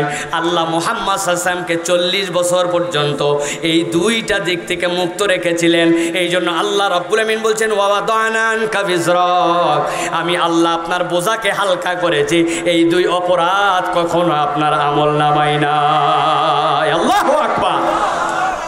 কিন্তু মুহাম্মদ সাল্লাল্লাহু আলাইহি ওয়াসাল্লাম এই 2 অপরাধ তো তার নাই, কিন্তু মুফাসসিররা বলছেন তিনি তারপরে মনে কষ্টে থাকতেন। কি কষ্ট? তিনি চিন্তা করতেন আমি তো আল্লাহ রাব্বুল আলামিন ছাড়া অন্য কারো উপাস্য হিসাবে নেই নাই, শিরিক করি নাই, কোনো মূর্তির পূজা করি নাই, কখনো মদ্যপান করি নাই, কিন্তু প্রকৃতার্থে তো আমি আল্লাহ রাব্বুল আলামিনের পূর্ণ ইবাদত করি নাই। আল্লাহ রাব্বুল আলামিন আয়াতে কারিমা দিলেন সূরা ফাতাহ 48 নম্বর সূরার 2 নম্বর আয়াত। আল্লাহ বলছেন রাসূল আপনি যে অন্তরের মধ্যে কষ্ট নিয়ে থাকেন, 40 বছর পর্যন্ত অপরাধ 2টা নাই, কিন্তু প্রকৃতার্থে আল্লাহর জন্য যে ইবাদত করতে হবে ইবাদতও আপনার নাই, এটাতে আপনার যে কষ্ট মানসিক বোঝা, আমি আল্লাহ আপনার জন্য বললাম লিয়াগফিরা লাকাল্লাহু মা তাকাদ্দামা মিন যামবিহি ওয়া মা তাআখার। ও আমার হাবিব আপনি বিচলিত হবেন না, কষ্ট নেবেন না। দুনিয়ায় যত মানুষ আসবে নবী রাসূল ছাড়া, তাদের আমলনামার মধ্যে সওয়াবও থাকবে, গুনাহও থাকবে। বান্দা যখন পস্তায় পস্তায় আল্লাহর কাছে তওবা করবে, আল্লাহ মাফ করে দিবেন। কিন্তু আমি রাসূল আপনাকে বললাম আল্লাহ আপনার পূর্ব পশ্চাতের সকল গুনাহ কেবল মাফই করেন নাই, মুহাম্মদ সাল্লাল্লাহু আলাইহি ওয়াসাল্লামের আমলনামায় গুনার অ্যাকাউন্টই কখনো খোলা হয় না। আল্লাহ রাব্বুল আলামিন এই জন্য বলছেন মুহাম্মদ সাল্লাল্লাহু আলাইহি ওয়াসাল্লামকে ওয়াদানা আনকা বিজরাক, হে রাসূল আপনার জন্য আমি আল্লাহ বোঝাটাকে হালকা করেছি। এটা একটা ব্যাখ্যা। আরেকটা ব্যাখ্যা মুফাসসিরিনে কেরাম বলছেন আল্লাহ রাব্বুল আলামিন মুহাম্মদ সাল্লাল্লাহু আলাইহি ওয়াসাল্লামকে নবুয়তের কঠিন বোঝা দিয়েছিলেন। নবুয়তের বোঝা বড় ভারী বোঝা। কেমন ভারী বোঝা? আল্লাহ কোরআনুল কারীমের মধ্যে বলেছেন, ছোট্ট একটা আয়াত, অন্তত কয়েক শতবার আপনারা শুনেছেন। আল্লাহ বলছেন লাউ আনজালনা হাযাল কুরআন আলা জাবালিন লারাআইতাহু খাশিআম মুতাসাদ্দিআ। হে রাসূল এই কোরআনকে যদি আপনাকে না দিয়ে কোনো পাহাড়ের উপর অবতীর্ণ করা হতো, আপনি দেখতে পাইতেন পাহাড়টা 5000 ফিট হয়তো উঁচু, ওই পাহাড়টা কাঁপতে কাঁপতে একটা আয়াতের ভর নিতে পারতো না, ওই আয়াতটার ভরে ওই পাহাড়টা চূর্ণ বিচূর্ণ হয়ে ধ্বংস হয়ে যেত। আল্লাহু আকবার। শুনতে সহজ, কিন্তু কল্পনা করি নাই আমরা। আল্লাহর সৃষ্টি তো কেবল পাহাড় নয়, আল্লাহর সৃষ্টি তো বড় মরুভূমি আছে, আল্লাহর সৃষ্টি তো বড় সমুদ্র আছে। আল্লাহ রাব্বুল আলামিন কোনো কিছুর কথা না বলে পাহাড়ের কথা কেন বললেন? আল্লাহ কোরআনের মধ্যে নিজেই তার ব্যাখ্যা করেছেন। আল্লাহ বলছেন পাহাড়ের কথা এমনি এমনি বলি নাই। আল্লাহ বলছেন ওয়াল জিবালা আওতাদা, দুনিয়ার মানুষ যে পাহাড়টা তুমি পাহাড় হিসাবে দেখতে পাবে, পাহাড়টা কেবল তোমার এই দৃষ্টির মতো এরকম পাহাড় ভেবো না। একটা পাহাড় উপর দিকে যদি 5000 ফিট হয়, একটা পেরেক যেরকম পুঁতে দেওয়ার পরে মাথা বাইরে থাকে, ভিতরে পুরাটা থাকে। এই যে ডেকোরেশনের লোকেরা এখানে বাঁশ দিয়ে উপর দিয়া সুন্দর করে কাপড় লাগাইছে, পেরেক দিয়ে আটকাইছে না ভাই, পেরেকের ভিতর যেরকম আছে। আল্লাহ বলছেন দুনিয়ায় একটা পাহাড় উপরে যতখানি, দুনিয়ার মানুষ জেনে রাখো জমিনের ভিতরেও ততখানি ওই পাহাড়কে আমি গেঁথে রেখেছি। ওই রকম 5000 ফিট উঁচু যেই পাহাড়, ভিতরেও গাথা আছে ওই রকম। ওরকম পাহাড়ের উপরে একটা আয়াত দিলে আয়াতের লোড নিতে পারতো না, কাঁপতে কাঁপতে ধ্বংস হয়ে যেত। কিন্তু মুহাম্মদ সাল্লাল্লাহু আলাইহি ওয়াসাল্লামের প্রতি আমি আয়াত দিয়েছি, মুহাম্মদ সাল্লাল্লাহু আলাইহি ওয়াসাল্লামের কপাল একটুখানি ঘেমে গেছে, কিন্তু আল্লাহর নবী কখনো অস্থির হন নাই। এই জন্য আল্লাহ বলছেন ওয়াদানা আনকা বিজরাক, ওহির বোঝাটা বড় ছিল, কিন্তু আমি আল্লাহ আপনার জন্য এইটা সহজ করেছি। সুবহানাল্লাহ। ওহির বোঝা যে কেমন ছিল একটা হাদিস দ্বারা বোঝা যায়। নবীজি ডাক দিলেন সাহাবীদেরকে, সাহাবীরা সাহাবীরাও দেখতে পাচ্ছিলেন যে আল্লাহর নবী সাল্লাল্লাহু আলাইহি সাল্লামের এইখান থেকে 3-4টা চুল আর এইখান থেকে 3টা। শামায়েলের বর্ণনা অনুযায়ী নবীজির মৃত্যুর আগ মুহূর্ত পর্যন্ত মাত্র 6টা বা 7টা চুল পেকেছিল। নবীজি সাহাবীদেরকে জিজ্ঞাসা করলেন, তোমরা কি জানো আমার যে 6-7টা চুল পেকে গেছে কেন? সাহাবায়ে কেরাম বললেন, না, আল্লাহু ওয়া রাসূলুহু আ'লাম, আল্লাহ এবং তার রাসূলই ভালো জানেন। আল্লাহ নবী বললেন, দুনিয়ার মানুষ শোনো, আল্লাহ যখন আমার প্রতি একটা আয়াত অবতীর্ণ করেছেন, ফাস্তাকিম কামা উমিরতা, হে রাসূল আপনি অটল অবিচল থাকুন, যে আয়াত আপনার উপরে দেওয়া হয়েছে তার উপরে, যে শরীয়ত দেওয়া হয়েছে তার উপরে। আল্লাহ নবী বলছেন ফাস্তাকিম কামা উমিরতা, এই আয়াত আসার পরে এটা নিয়ে চিন্তা করতে করতে আমি রাসূলের চুল পেকে গেছে। সুবহানাল্লাহ, আল্লাহু আকবার। প্রিয় ভাইরা, এই জন্য আল্লাহ রাব্বুল আমিন বলছেন রসুলকে কেমন সম্মানিত করলাম জানো, তারপরে দেওয়া এই কঠিন বোঝা আমি আল্লাহ হালকা করেছি। এই জন্য ইসলামের থেকে বেশি হালকা কোনো শরীয়ত নাই। আপনি শরীয়তের যে কোনো বিধানের কথা বলবেন, আল্লাহ রাব্বুল আমিন রাসূলুল্লাহ সাল্লাল্লাহু আলাইহি ওয়াসাল্লামকে দিয়ে সর্বোচ্চ রূপে সেটা পালন করাইছেন। হয়তো আপনি জানেন না, নবীজি সওমে বিশাল করেছেন, টানা 20 দিন রোজা থাকছেন, একটা ইফতার একটা সাহারি দিয়া, কিন্তু উম্মতের জন্য মাত্র একদিন ছিল। ওই সেহরি যেইটা করতাম ওই সময় সাহারি, ওইটাই রোজা। 24 ঘন্টা পর আবার একজন সাহারির সময় উঠতে পারে নাই, ঘুমাই গেছে সাহাবি, মাঠের মধ্যে অজ্ঞান হয়ে পড়ে গেছে। 36 ঘন্টা পার হওয়ার পর আর কন্ট্রোল করতে পারে নাই। সাহাবায়ে কেরাম তাকে কোলে করে নিয়ে মসজিদে নববীতে নিয়ে আসছেন। মসজিদে নববীতে আসার আগে আল্লাহ আয়াতে কারিমা তার কাছে পাঠাইছেন, হে রাসূল আজকের থেকে আপনার জন্য শরীয়তকে হালকা করা হলো। এখন আর 24 ঘন্টার সার্কেলে ফজর টু ফজর রোজা না, সূর্য উদয় থেকে সূর্যোদয়, কখনো সেটা গরমকালে হবে, কখনো শীতকালে, কখনো 15 ঘন্টাও হতে পারে, কখনো 8 ঘন্টাও হইতে পারে। আপনার উম্মতের জন্য প্রত্যেকটা বিধানকে সহজ করা হলো, আপনার উপর থেকে এই জন্য বোঝাকে হালকা করা হলো। সুবহানাল্লাহ, ওই নবীর উম্মত আমরা। প্রিয় ভাইরা, তাহলে আয়াত গেছে কয়টা? কয়টা গেছে? আছে কয়টা? তাহলে আলাম নাশরাহ সূরাটা কয় ভাগে বিভক্ত মনে আছে তো?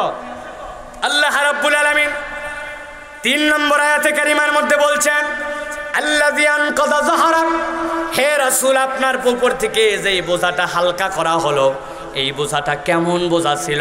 আল্লাহ বলছেন আনকাদা জাহারাক, আরবিতে যদি উইজরুন শব্দ বলা হয় বোঝা, আর নাকদু জাহারিন যদি বলা হয়, আরবির পরিভাষা অনুযায়ী এই বোঝা যেমন তেমন বোঝা নাই। যেই বোঝা আপনি কাঁধে নিলে আপনার কোমর হেলে যায়, এমন ভার মাথায় তুলছেন আপনার কোমর সোজা রাখতে পারতেছেন না। আল্লাহ বলছেন আল্লাযী আনকাদা জাহারাক, আল্লাহ এমন বোঝা আপনার থেকে হালকা করেছেন যেইটার কারণে আপনি কোমর সোজা করে রাখতে পারছিলেন না। আল্লাহ এই শরীয়তকে এমনভাবে আপনার জন্য বানাইছেন, এর থেকে সহজ পালনীয় আচরিত শরীয়ত দুনিয়ার মানুষের কাছে আর কিছু নাই। সুবহানাল্লাহ। হয়তো বলবেন কেমন করে আমাদের শরীয়ত সোজা? আপনারা হয়তো যারা পড়ালেখা করেন তারা জানবেন, আল্লাহ রাব্বুল আলামিন হযরতে মূসার কওমকে ডাক দিয়েছেন, এই মূসার কওম, বনি ইসরাইল এদিকে আসো। তাদের উপরে পাহাড়কে উঁচু করে ধরা হয়েছে। তাওরাত মানবে না মানবে না বলো? বলছে পাহাড় তো উপরে আছে, না মানলে পাহাড় দিয়ে ধ্বংস করে দেওয়া হবে, না মানে কি আমার উপায় আছে নাকি? বলছে হ্যাঁ মানবো, স্বীকার করে নিয়েছে। আল্লাহ এরকম বাধ্য করে করে তাদের জন্য শাস্তি দিয়েছেন। গরুর গোস্ত যদি খসখসা হয় কেমন লাগবে? যেই গোস্তের মধ্যে, খাসির গোস্তে কোনো চর্বিই নাই, ওইটা খেতে আপনার একটুকু ভালো লাগবে না, ওইটার মধ্যে কিছু তেল লাগবে আপনার জন্য। সিনার গোশ আপনি পছন্দ করেন, কিন্তু ওই ইহুদিদের জন্য, তাদের অপরাধের কারণে, ওই নাসারাদের জন্য আল্লাহ রাব্বুল আলামিন শরীয়তকে এমন কঠিন বানাইছিলেন, গোস্ত খাবি কিন্তু চর্বি তোদের জন্য হারাম করে দেওয়া হলো। আল্লাহ বললেন এই সকল বিধানকে হালকা করে দিয়া আপনার উম্মতের জন্য এমন শরীয়ত দেওয়া হয়েছে, যেই শরীয়ত উম্মত চাইলেই পালন করতে পারে, এর থেকে সহজ শরীয়ত আর নাই। সুবহানাল্লাহ, ঠিক কিনা? কিন্তু বলি তো আমরা ঠিক, কিন্তু বাড়িতে যাওয়ার পরে দেখা যাবে হাজী সাহেবের মেয়ে পর্দা করে না, বোরখা পরে না। আছে না ভাই? আছে না? আবার যদি বলা হয় তাহলে বলবে এটা জীবন্ত টেন্টের মতো, কি লাগাইছে এইগুলা, জামা কাপড়, বোরকা, মুখ ঢাকা, চোখ ঢাকা, এত কি এই সমাজে পারা যায় নাকি? ওইটা আরবের সময় ধুলাবালি মরুময় পরিবেশ, তখন চলতো, এখন আর আমাদের লাগে না। স্বামীর দাড়ি বড়, হজ করে আসছে, 5 ওয়াক্ত নামাজ পড়ে, কিন্তু মেয়েকে নামাজ পড়ার নসিহত করে না, ছেলেকে নামাজ পড়ায় না, এই শরীয়ত পালন করতে বলে না। এরকম কপাল পোড়া পিতা মাতা হাজী সাহেব আমাদের সমাজে আছে কিনা? কথা বলেন আছে কি না? ফজরের নামাজের পরে 8টার দিকে সন্তানকে এমন মারা মারতেছে, পাশের বাড়ির থেকে পাশের বাড়িওয়ালা বলতেছে, ভাই এত মারে নাকি বাচ্চাকে? মারেন না। বলে আপনারা লাই দিবেন না, কথা বলবেন না। বলে কেন, কি অপরাধ করছে? বলে মাত্র অনেক কষ্ট করে একটা কোচিংয়ে ভর্তি করছি, সপ্তাহে মাত্র 3 দিন, মাসে মাত্র 12 দিন, এর জন্য দেওয়া লাগে 5000 টাকা। বদমাইশ, সকাল 7টার সময় কোচিং ওঠে না, 8টা পর্যন্ত ঘুমাচ্ছে। মারবো না মানে? সপ্তাহে মাত্র 3 দিন, ব্যাককল কোথাকার, তুই কোচিংয়ে যাস না কেন? পড়ালেখার জন্য এই শাসন, এইরকম মায়ের শত শত বাড়িতে আছে, বকাঝকা আছে। কিন্তু ওই সন্তান মাসের পরে মাস তার নামাজ ফরজ হওয়ার পরে বাপ মা তারে মসজিদে যাওয়ার জন্য, ফজরের জন্য একদিনও বলে না। পড়ালেখা না করলে পিটন লাগায়, কিন্তু নামাজ না পড়লে কিচ্ছু বলে না। এরকম বাপ মা নওগাঁয়েও নাই, মিথ্যাপাড়াতেও নাই। আছে আছে। ওরা কারা? হিন্দুরা, তাই না? খ্রিস্টান, ওরা মুসলমান। আমরা নিজেরাই স্বীকার করছি মুসলমান। তাহলে কেমনে মুসলমান হলাম? যে আল্লাহ বললেন আল্লাযী আনকাযা যাহরাক, তোমার জন্য শরীয়তকে সহজ করছি। আর সেই সন্তান ফজর পড়ে না, যোহর পড়ে না, নামাজ পড়ে না, ইসলাম পালন করে না। অনেকগুলো মুরব্বী আছে এখন পর্যন্ত সুদের কারবার বাদ দেয় নাই, অথচ আবার দাড়ি টুপি নিয়ে ঘোরাফেরা করে। আছে কি না? সুদে টাকা লাগায়। আহা, আসরের নামাজের পরে একজন গেছে ওর কাছে, যাওয়ার পরে বলছে, বাবাজি বিরাট বিপদে পড়ছে, 1000 টাকা দেন। বলে বললাম টাকা নেই আমার কাছে, সর, ডিস্টার্ব করিস না। অনেকক্ষণ পরে বলছে, বাবাজি আপনি কি মনে করছেন এমনি টাকা নিতে এসে আপনার কাছে? আজকে যদি শুক্রবারে 1000 টাকা দেন, আগামী বুধবারে আল্লাহ বাসালে আপনার 1300 টাকা দিব। ব্যাককল কোথাকার, মানুষের হাতের টাকা থাকে, ঘরের চল। ঘরে নিয়ে চলে গেছে, যাওয়ার পরে 1000 টাকা বাইর করে দিয়ে বলছে, আর লাগবে নাকি? তোর চাচি বললো তোর চাচিও টাকা লাগাচ্ছে, তোর চাচির কাছেও কিছু আছে। বলছে না, আপাতত বেশি লাগবে না, 1000-ই। এই কথা বলে বলছে, যা করবি তাড়াতাড়ি কর, মাগরিবের সময় কিন্তু হয়ে যাচ্ছে, আমি কিন্তু আর দেরি করতে পারবো না। আসরের নামাজের পরে সুদে টাকা লাগায়া মাগরিবের নামাজের তারা দেখায়, এইরকম নামধারী ভেগধারী মুসলমানের সন্তান আছে কি নাই? কথা বলেন, আছে কি নাই? ওরা কারা? ওরা কারা? আমরা। বলেন আমরা। উহারা আমরা। আমার সন্তান নামাজ পড়ে না, আমি মিথ্যা কথা বন্ধ করতে পারি নাই, এখন পর্যন্ত টাউটামি বাটপারি এইগুলা মন থেকে যায় নাই। বয়স হয়ে গেছে, 50 পার হয়ে গেছে, এখন পর্যন্ত দাড়ি রাখতে পারে নাই। এরকম মুসলমানও আছে, আছে না? কি জন্য দাড়ি রাখতে পারেন না আপনি এখনো? কি সমস্যা আপনার? সমস্যাটা কি? বলবেন এটা আনস্মার্ট। আনস্মার্ট লাগে তো। আপনি যদি একবার দাড়ি রাখাকে আনস্মার্ট বলেন, আপনি বেঈমান হয়ে মরবেন। মুহাম্মদ সাল্লাল্লাহু আলাইহি ওয়াসাল্লামকে আল্লাহ বলছেন, আপনার থেকে স্মার্ট কোনো মানুষ সৃষ্টি করি নাই। পৃথিবীর যত রাসূল, যত পয়গম্বর, যত সাহাবী একজনও দাড়ি কাটে নাই, আর আপনি দাড়ি কেটে ঘুরে বেড়ান, আবার বলেন এটা আনস্মার্ট লাগে। এই কথা বললে আপনার ঈমান চলে যেতে পারে, ঠিক কি না? পারি না ভাই, এটা আমার অক্ষমতা, এটা আপনি বলতে পারেন, কিন্তু দাড়ি রাখলে আনস্মার্ট লাগে এইটা বললে আপনার ঈমান চলে যাবে। এক মহিলা 1 লাখ টাকা পাঠাইছে ধরেন আপনার কাছে, দিয়ে বলছে হুজুর একটু দোয়া করবেন। কি দোয়া? কয় হুজুর আপনাদের দাড়িগুলা দেখে দেখে এত ভালো লাগে আমাদের, আল্লাহ জানে আমার মুখে একটু দাড়ি গজায় দেয়, এই জন্য 1 লাখ টাকা মাদ্রাসায় দিলাম। হুজুরও দোয়া করতে চাল্লাম, তুমি কি না পারো। মহিলা 1 লাখ টাকা দিছে, তার মুখে দাড়ি তুলে দাও। আল্লাহ, দুনিয়ায় কিয়ামত পর্যন্ত সবাই মিলে যদি দোয়া করে মহিলার মুখে দাড়ি উঠবে? তাহলে যেই আল্লাহ মহিলারে দাড়ি দিল না আর পুরুষে দাড়ি দিল, ওই আল্লাহকে বুঝে দেয় নাই নাকি? আপনি এত ব্যাককেল হলেন কেন? যদি ব্যাককেলই হন, দাড়ি না রাখতে পারলে অন্তত মোষ রাখেন, যা গুনাহ হয় আমার হবে। রাগ করতেছেন না? রসুলের সিরাত থেকে বলতেছে, আমার বাপের কথা বলতেছি না। অনেকে বলে এইগুলা সুন্নতের এমন দাম কি? এইগুলা সুন্নতের দাম আছে ভাই, দাম আছে। কবরে যখন আমরা চলে যাব, যাওয়ার পরে দুনিয়ার থেকে কোনো সুন্নাত নিয়ে যাওয়া যায় না। আমি ওসিয়ত করে গেছি আমার আব্বার কাছে, আমার আব্বা ওসিয়ত করে গেছে আমার কাছে, বাবা যখন আমারে কবরে দিবি মাথায় পাগড়ি পরায়া গায়ের মধ্যে জুব্বা দিয়ে দিবি, আমার বাপের এই ওসিয়ত চলবে। কথা বলেন না যে চলবে কেন? সারা জীবন জুব্বা পরলো, এই লোকটা বলে গেছে জুব্বা পরে বলতে দিতে কবরে, সমস্যা কোথায়? আসে নবীর তরিকার মধ্যে এটা নাই। মাথায় আপনি যতই পাগড়ি পরছেন, কবরে পাগড়ি পরানোর নিয়ম নাই। আপনার সাথে দুনিয়ার কোনো সুন্নাত যায় না, একমাত্র ছেলেদের সাথে সুন্নাত যায় আপনার দাড়িটা, আর মেয়েদের সাথে সুন্নাত যায় তার পর্দাটা। মৃত্যুর আগেও যারা দেখতে পারবে, মৃত্যুর পরেও তারা দেখতে পারবে, মৃত্যুর আগেও যারা দেখতে পারবে না, মৃত্যুর পরেও তারা দেখতে পারবে না। আল্লাহ নবীকে কবরে যাওয়ার পরে হাদিসের মধ্যে আসছে দুইভাবে হতে পারে।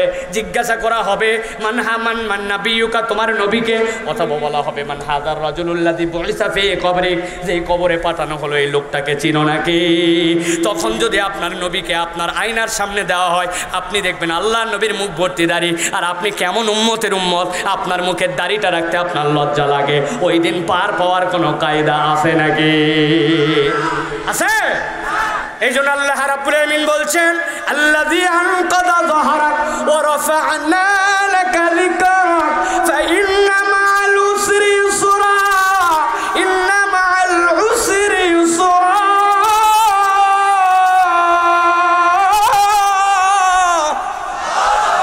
এই দুনিয়ার মানুষ, আমি আল্লাহ রাব্বুল আলামিন বললাম আল্লাযী আনকাযা যাহরাক, ওই নবীর ব্যাপারেই বলছি। 4 নম্বর আয়াতে কারিমার মধ্যে ওয়া রাফা'না লাকা যিকরাক, আল্লাহু আকবার। মুফাসসিরিনে কেরাম ব্যাখ্যা করছেন ওয়া রাফা'না লাকা যিকরাক, এইটা 3টা অর্থ হতে পারে। একটা অর্থ হচ্ছে আল্লাহ রাব্বুল আলামিন বলছেন দুনিয়াতে যত নবী রাসূল প্রেরণ করেছেন আর তাদের কাছে যত কিতাব দিয়েছেন, আদম আলাইহিস সালাম থেকে ঈসা আলাইহিস সালাম পর্যন্ত এমন কোন পয়গম্বরের এমন কোন কিতাব ছিল না যেই কিতাবের মধ্যে মুহাম্মদ সাল্লাল্লাহু আলাইহি ওয়াসাল্লামের আলোচনা ছিল না। সুবহানাল্লাহ। নবী সবার শেষে, কিন্তু তার আলোচনার সব কিতাবে আল্লাহ বলছেন ওয়া রাফা'না লাকা যিকরাক। আরেকদল মুফাসসির বলছেন আল্লাহ নবী সাল্লাল্লাহু আলাইহি ওয়াসাল্লামের মর্যাদা আল্লাহ এমন উচ্চকিত করলেন, আল্লাহ নবী আজানে আসেন, নামাজে আসেন, এবং এমন জায়গা নাই যেই জায়গাতে আল্লাহর নাম দেওয়া হয় কিন্তু নবীর নাম নেওয়া হয় না। আধুনিক কালে যদি আমরা দেখি, ওই জাপান থেকে সূর্যোদয় হয়, আর ওই সূর্যটা ঘুরতে ঘুরতে পুরা পৃথিবী রাউন্ড দিয়া আবার জাপানে উদিত হয়। জাপানে যখন ফজর হয়, তার 2-1 মিনিট পরে আরেকটা পাশের জায়গায় ফজর, তারপরের জায়গায় ফজর, এরকম করে সার্কেল করতে করতে দুনিয়ায় কোথাও ফজর, কোথাও জোহর, কোথাও আসর, কোথায় মাগরিব 1 সেকেন্ডের জন্য ওয়াক্ত বন্ধ থাকে না। আর যেখানে ওয়াক্ত বন্ধ থাকে না সেখানে আযান হয়, আশহাদু আল্লা ইলাহা ইল্লাল্লাহ। যেখানে আশহাদু আল্লা ইলাহা ইল্লাল্লাহ হয় সেখানেই বলা হয় আশহাদু আন্না মুহাম্মাদুর রাসূলুল্লাহ। আল্লাহর নবীর পর থেকে কিয়ামত পর্যন্ত। এই জন্য আল্লাহ বলছেন ওয়া রাফা'না লাকা যিকরাক, যেখানে আল্লাহর নাম সেখানে আপনার স্মরণকে আমি আল্লাহ নির্ধারণ করেছি। 1 সেকেন্ডের জন্য মুহাম্মদ সাল্লাল্লাহু আলাইহি ওয়াসাল্লামের নাম উচ্চারণবিহীন এই দুনিয়া চলমান থাকে না। এমনও জায়গা তো আছে সেই জায়গাতে হুজুর আজান হয় না। আরে ভাই, আজানের মাসলা হচ্ছে আজান না দিলেও নামাজ হয়। আজান দেওয়া সুন্নত, কেউ বলছেন সুন্নতে মুআক্কাদা। কোনো জায়গায় আজান হয় নাই কিন্তু নামাজ হবে, কিন্তু খেয়াল তো আপনি করেন নাই। যেই জায়গায় আজান হলো না তাতে কি যায় আসে? পুরা দুনিয়ার সার্কেলে কোথাও না কোথাও কোনো না কোনো জায়গায় ইমানদার আছে, কিয়ামত পর্যন্ত থাকবে। আর ওই ব্যক্তি কোথাও না কোথাও ফজর পড়তেছে, কেউ না ইশরাক পড়তেছে, কেউ না নফল করতেছে, কেউ বা জোহরের আগের সুন্নাত, কেউ বা পরের, কেউ বা জোহর, কেউ বা জোহরের আগে আরও আল্লাহ নবীর ঘোষিত অনুযায়ী কিছু সালাত, কেউ বা বাড়ির থেকে বের হবে তখন নামাজ পড়ে 2 রাকাত, কেউ বা সালাতুল হাজত, কেউ বা সালাতুত তওবা, কেউ বা তাওয়াফ করেছে, তাওয়াফের পরে 2 রাকাত ওয়াজিবুত তাওয়াফ, কেউ বা তাহাজ্জুদ, কেউ বা নফল কোনো না কোনো নামাজ। যত নামাজে আপনি পড়েন, এক বৈঠকের নামাজও যদি হয়, আত্তাহিয়াতুর পরে আপনাকে পড়তে হবে আল্লাহুম্মা সাল্লি আলা মুহাম্মাদ ওয়া আলা আলি মুহাম্মাদ। এইটা না পড়লে আপনার নামাজের ওয়াজিব ছুটে যাবে। ওয়াজিব ছুটলে সুসিজদা দিতে হবে। আল্লাহ বলছেন বান্দা ওয়া রাফা'না লাকা যিকরাক, আমার নবীর স্মরণকে আমি এমনভাবে সমুজ্জ্বল করলাম, কিয়ামত পর্যন্ত ইসলামের বিধান থাকলে, দুনিয়া থাকলে মুহাম্মদ সাল্লাল্লাহু আলাইহি ওয়াসাল্লামের নাম উচ্চকিত থাকবে। সুবহানাল্লাহ। কেন বলছেন আল্লাহ এই কথা? মক্কার লোকেরা বলতে শুরু করলো, ও মুহাম্মদ, আরে দুনিয়াতে আমরা আমাদের বাপ দাদার যত বড়াই করি, গল্প করি, ও কাজের মেলায় দাঁড় হয়, দাঁড় হওয়ার পরে বাপের সুনাম করতে করতে আরেকজন দাঁড়ায়।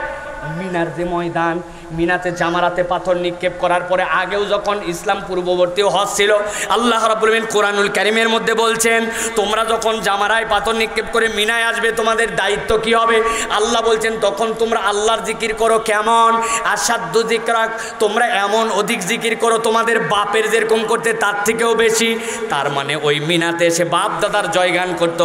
ওরা বলতে শুরু করলো বেশি দিন সময় লাগবে না, মুহাম্মাদের 2টা ছেলে হয়েছিল মরে গেছে, মেয়ে যে কয়টা আছে এগুলো হায়াতে থাকতে 3টা চলে গেছে, আর একটা মাত্র বেঁচে আছে। কত লোকের 10 পোলা 12 পোলা, তারপরেও তার আর নাম নিশানা নাই, আর এই বেটা মরবে, এর সব শেষ। আল্লাহ বলছেন ইন্না শানিআকা হুয়াল আবতার, যারা আপনাকে বলতেছে আপনি বংশ ছাড়া লেজ ছাড়া, আমি আল্লাহ তাদেরকে বললাম তাদের লেজ কাটা, আর আমি আল্লাহ আপনার শানে বললাম ওয়ারাফা'না লাকা যিকরাক, কিয়ামত পর্যন্ত আপনার স্মরণকে আমি সমুজ্জ্বল করে দিলাম। এই জন্য আমি রব্বুল আলামিন মুহাম্মদ সাল্লাল্লাহু আলাইহি ওয়াসাল্লামের নাম উম্মতে মুহাম্মাদি যেভাবে স্মরণ করে, কোন পয়গম্বরের উম্মত এইভাবে তাদের নবীর নাম স্মরণ করতে পারে না। ঠিক কিনা? মুহাম্মদুর রাসূলুল্লাহ সাল্লাল্লাহু আলাইহি ওয়াসাল্লাম, আল্লাহ বলছেন ওয়ারাফা'না লাকা যিকরাক, এটা 4 নম্বর। এবার ছোট্ট 2টা আয়াত, কিন্তু কোরআনের সবচেয়ে অদ্ভুত আয়াত। আল্লাহ রাব্বুল আলামিন বলছেন ফাইন্না মাআল উসরি ইসরা, ইন্না মাআল উসরি ইসরা, ভালো করে খেয়াল করেন। ফাইন্না মাআল উসরি ইসরা, ইন্না মাআল উসরি ইসরা, একই কথা, একটার শুরু কেবল ফা আছে, আর একটার ফা নাই, বাকি সব এক কথা। পুরা কোরআনের মধ্যে ফাবিআইয়ি আলাই রাব্বিকুমা তুকাযিবান, এই আয়াতে কারিমা অনেকবার আসছে, কিন্তু পাশাপাশি 2বার আসে নাই। একটা আয়াত আসছে, তারপরে আল্লাহ জিজ্ঞাসা করছেন কোন কোন নিয়ামত অস্বীকার করবে, এরপরে আবার একটা আয়াত, তারপরে এইটা। কিন্তু কোরআনে একমাত্র আয়াত, ভালো করে খেয়াল করেন, ফাইন্না মাআল উসরি ইসরা, ইন্না মাআল উসরি ইসরা, যেটা আল্লাহ পাশাপাশি একই রকম আয়াত 2 জায়গায় দিয়েছেন। মুফাসসিরিনে কেরাম বলছেন এর মানে কি? আল্লাহ রাব্বুল আলামিন বলছেন নিশ্চয় কষ্টের সাথে স্বস্তি আছে, নিশ্চয় কষ্টের সাথে তোমাদের জন্য স্বস্তি আছে। মুফাসসিররা ব্যাখ্যা করছেন দুনিয়ার মানুষ ভালো করে খেয়াল করো, এইখানে আল্লাহ রাব্বুল আলামিন ইন্না মাআল উসরি, আল উসর শব্দের আগে আলিফ লাম দিয়ে ব্যবহার করেছেন। প্রথম আয়াতও খেয়াল করেন ফা ইন্না মাআল উসরি, আরবি বানান যায় দেখবেন আলিফ লাম দিয়ে উসর, পরেরটাতেও বলছেন ইন্না মাআল উসর। আরবিতে পাশাপাশি যদি এরকম 2টা একই রকম সব আয়াত আসে, আর এর 2টার প্রথম শব্দেতে যদি আলিফ লাম থাকে, তাহলে ওইটার মানে এক হবে। তার মানে আল্লাহ বলছেন দুনিয়ার মানুষ তোমাদের জন্য কষ্ট আছে, কিন্তু পরের যে আল্লাহ রাব্বুল আলামিন ইউসরা বলেছেন, এর শুরুতে আলিফ লাম ব্যবহার করেন নাই, প্রথমটাতেও দ্বিতীয়টাতেও। তাফসীর কারকরা বলছেন এইটার মহত্ব বড় মারাত্মক। আল্লাহ বলছেন দুনিয়ার মানুষ জেনে রাখো, তোমার একটা কষ্টের বদলে আমি আল্লাহ কমসে কম তোমার জন্য ডবল স্বস্তির বিধান করে দিব। কষ্ট একটা, স্বস্তি 2টা। এই জন্য আল্লাহ জান্নাতের বর্ণনাতে বলেছেন ফিহিমা জান্নাতান, তোমাদের জন্য কমসে কম 2টা জান্নাত হবে। জান্নাতে এক জান্নাতে এইখানে থাকবে, আরেক জান্নাতে ওইখানে থাকবে। আল্লাহ বলছেন বান্দা কষ্ট একটা পাবি, কিন্তু আমি আল্লাহ স্বস্তি তোরে ডবল দেব। সুবহানাল্লাহ। ভাই স্বস্তি জিনিসটা ভিন্ন, স্বস্তি জিনিসটা কিনতে পাওয়া যায় না। পাওয়া যায়? বলেন হুজুর একটু বুঝায় দেন। ছোট্ট একটা উদাহরণ দেই, 1 কোটি টাকা দামের বাড়ি, 5 লক্ষ টাকা দামের খাট, 50,000 টাকা দামের গদি, তার উপরে একটা টোনার দিছে 20,000 টাকা দামের। রাত্রেবেলা ঘুম নাই, ঔষধ খাওয়া লাগে ঘুমের। ডাক্তার বলছে খবরদার আর বেশি খায়েন না, ঘুমের ওষুধ বেশি খেলে কিন্তু হার্টের উপরে প্রভাব পড়ে, ক্ষতি হতে পারে। কিন্তু বেচারি এত কোটি কোটি টাকার বাড়িতে থাকেও সুখ নাই। কারণ কি? উনার একটা ইন্ডাস্ট্রি আছে, ইন্ডাস্ট্রিতে লেখা আছে অমুক গ্রুপ অফ ইন্ডাস্ট্রিজ, কিন্তু ছোট্ট করে ইন্ডাস্ট্রির গায়ের মধ্যে লেখা আছে অমুক ব্যাংকের কাছে দায়বদ্ধ। 1000 কোটি টাকা দেখায় তার উপরের সাইনবোর্ডে, কিন্তু 1 টাকাও তার না, সব সুদে লোন নেওয়া। আছে না এরকম ভাই? ঘুম ধরে না। আর একটা লোক ঢাকা কাউরান বাজার তো আপনারা দেখেন নাই, অনেকে দেখছেন হয়তো, আমাদের নওগাঁ থেকে, বগুড়া থেকে, সিরাজগঞ্জের থেকে সারা রাত সবজির ট্রাক যায়। আর ওইদিকে উত্তরবঙ্গের বদলে দক্ষিণবঙ্গ, কুমিল্লা টুমিল্লা থেকে যেইগুলো আসে কাউরান বাজারে আসে, বড় বড় 20 টনের ট্রাকগুলা লোড আনলোড করে করার পরে ছোট ছোট ভ্যান ছোট ছোট ট্রাকে করে করে সারা ঢাকায় বিক্রি হয়। একদল লোক আছে সারাদিন কাজ করে না, রাত 12টার সময় মাথার মধ্যে বড় টুকরি নিয়ে কাউরান বাজার চলে যায়। যাওয়ার পরে সারা রাত ওই বড় ট্রাকতে ছোট ট্রাকে পার করে 1000 টাকা 1200 টাকা 800 টাকা কামাই করে যায়। আল্লাহর কি কাম! এই যমুনা সেতুর পরে জ্যাম, ওইদিকে দাউদকান্দি ব্রিজে বিশাল জ্যাম, এই কারণে ট্রাকগুলা ঢুকতে পারে নাই। বেচারির কাজ তখনও শুরু হয় নাই। রাত বাজে 4টা, মাথার গামছাটা খুলে টুকরির মধ্যে দিয়া ওই আইল্যান্ডের উপরে ঘুমায় গেছে। পাশ দিয়ে 20 টনের ট্রাক যায়, আসমান জমিন কাঁপায় ফেলে, আর ওই টুকরির মধ্যে নাক ডাকে। আছে কিনা? কোটি টাকা পাইলে স্বস্তি পাওয়া যায় না। আল্লাহ রাব্বুল আলামিন স্বস্তি দেওয়ার মালিক। এই জন্য আল্লাহ বলছেন, রসুল আপনার উম্মতের জন্য বললাম, ইন্নামা আল উসরি ইউসরা, ইন্নামা আল উসরি ইউসরা, ইন্নামা আল উসরি ইউসরা। আপনার উম্মতকে বলে দেন, একটা কষ্ট পাইবে, আমি আল্লাহ তার জন্য কমসে কম ডবল স্বস্তির বিধান করব। সুবহানাল্লাহ। এই জন্য ইমানদারদের দুনিয়া থেকে কোনো ভয় পাওয়ার কারণ নাই। ইমানদাররা আমরা চিন্তা করছি, হায় হায় দুনিয়া তো কিছুই পেলাম না হুজুর, আরাম পেলাম না, একটু বাড়ি হলো না, একটু গাড়ি হলো না, ওই নামাজ রোজা করতে করতে মরে গেলাম। আপনি জানেন না আপনি কি পেয়ে গেছেন, কবরে যাওয়ার পরে পার্থক্য নির্ধারিত হবে। ঠিক কিনা? বলছেন তো ঠিক জোরে, কিন্তু বুঝেন নাই। দুনিয়ার 1 নম্বর ধনী এই মুহূর্তে কে? যে পিছনে খয়েরি শার্ট দাঁড়ায় আছেন, বলেন, নাম বলেন। দুনিয়ার এই মুহূর্তে 1 নম্বরে ধনী কে বলতে পারবেন? স্টিভ জব না ইলন মাস্ক? ইলন মাস্ক কয়দিন পর পরই চেঞ্জ হয়। কত টাকার মালিক টাকা জানা নাই, তবে তার পকেটের থেকে যদি $50 পড়ে যায়, সে কুড়ায়া জীবনে তোলে না। কারণ কি? ফুটানি। $50 আমার এত টাকার মালিক? জি না, এই জন্য নয়। $50 নিচে যদি পড়ে, ওই $50 নিচের থেকে এরকম করে তুলে পকেটে তুলতে তুলতে তার 8 সেকেন্ড নষ্ট হয়। এই 8 সেকেন্ডে ইলন মাস্কের কোম্পানি টেসলা সহ অন্যান্যরা কমসে কম দুনিয়ার বুকের থেকে 126 কোটি টাকা কামাই করে নেয়।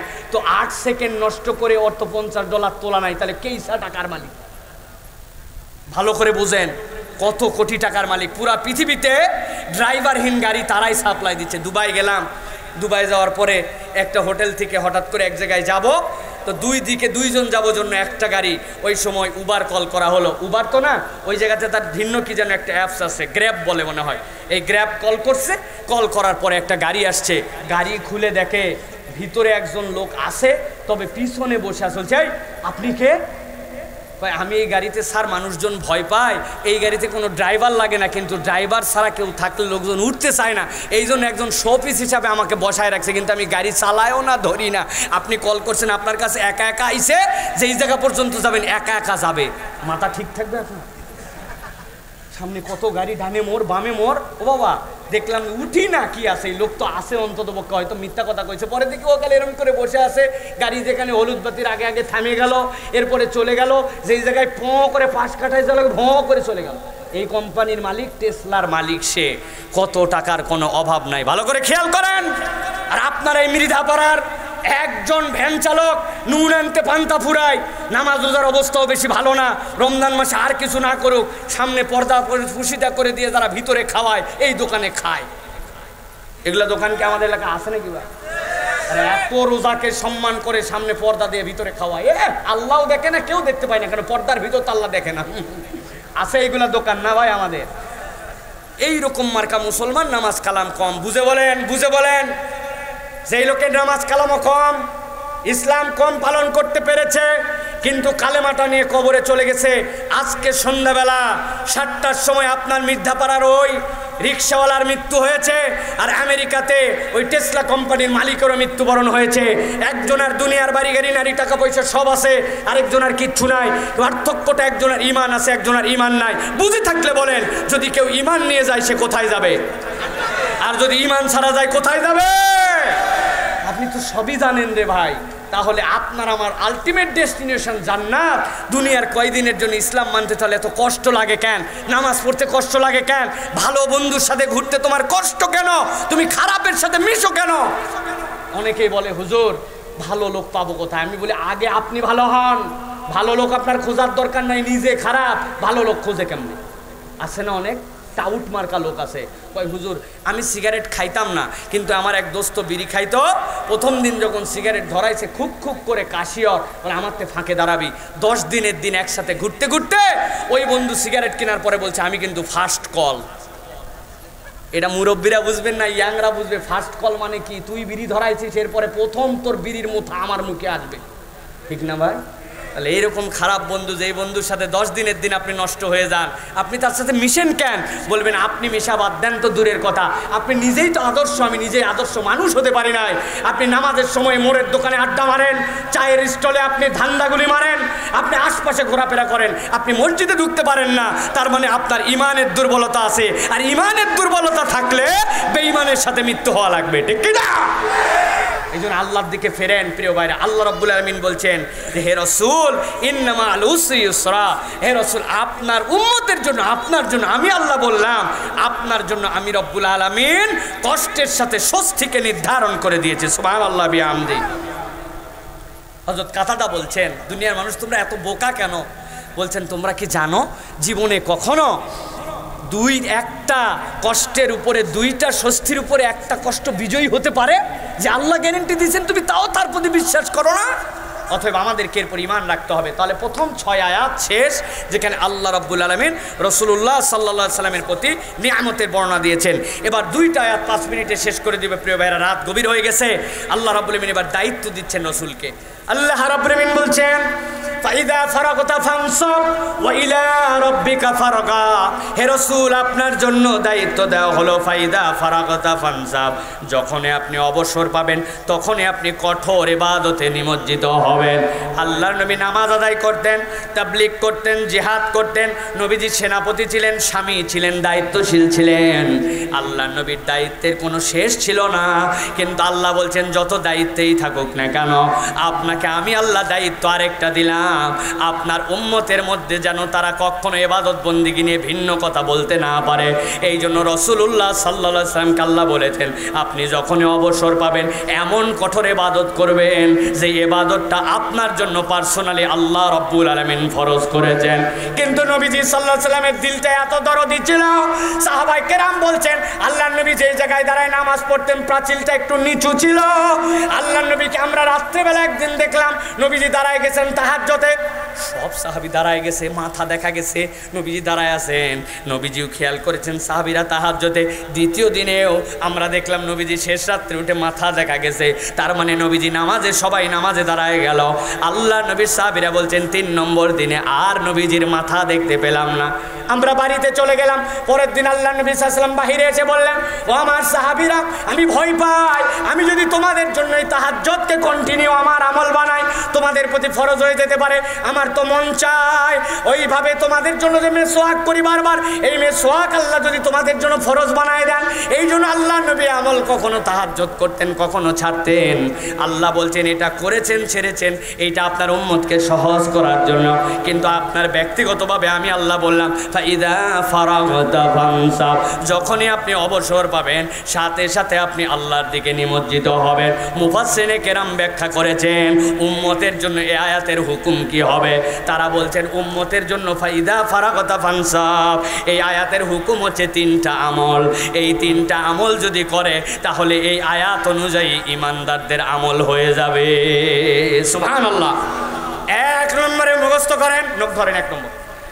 1 নম্বরে নামাজের পরে দোয়া এবং জিকির করা। ফাইদা ফারাগতা ফানসাব ইলা রাব্বিকা ফারগাব, নামাজের পরে দোয়া এবং জিকির করেন তো আপনারা? করেন? আরে করা করে। আসসালামু আলাইকুম রাহমাতুল্লাহ, আসসালামু আলাইকুম রাহমাতুল্লাহ, আল্লাহুম্মা আমিন। রব্বানা তাকাব্বাল মিন্না ইন্নাকা আনতাস সামিউল আলিম ওয়া তুব আলাইনা ইন্নাকা আনতাত তাওয়াবুর রহিম। সুবহানা রাব্বিকা রাব্বিল ইজ্জাতি আম্মা ইয়াসিফুন ওয়া সালামুন আলাল মুরসালিন। মারে দিল ইমাম সাহেব, সবাই উঠে নামাজে দাঁড়ায় গেল। এটার নাম দিয়েছেন আপনি দোয়া এবং জিকির। নবীজি তার 23 বছরের জিন্দেগিতে জীবনে এক ওয়াক্তেও তার সাহাবীদেরকে নিয়ে এইরকমভাবে ফরজ নামাজের পরে সবাই মিলে মোনাজাত করে নাই, আর আপনি এইটাকেই বানাইছেন একমাত্র আমল, ঠিক না? ইমাম সাহেব যদি কালকেই বলে এটা বাদ দিলাম আমরা, বাদ দেওয়া মানে দোয়া জিকির বাদ দেওয়া নয়, সম্মিলিতভাবে এই জায়গায় আমল নাই কিন্তু আমল আছে। আপনি আস্তাগফিরুল্লাহ 3 বার পড়বেন, আল্লাহুম্মা আনতাস সালাম মিনকাস সালাম পড়বেন, আল্লাহুম্মা লা মানিয়া লিমা আতাইতা পড়বেন, আশহাদু আল্লা ইলাহা ইল্লাল্লাহ পড়বেন, সুবহানাল্লাহ আলহামদুলিল্লাহ আল্লাহু আকবার পড়বেন।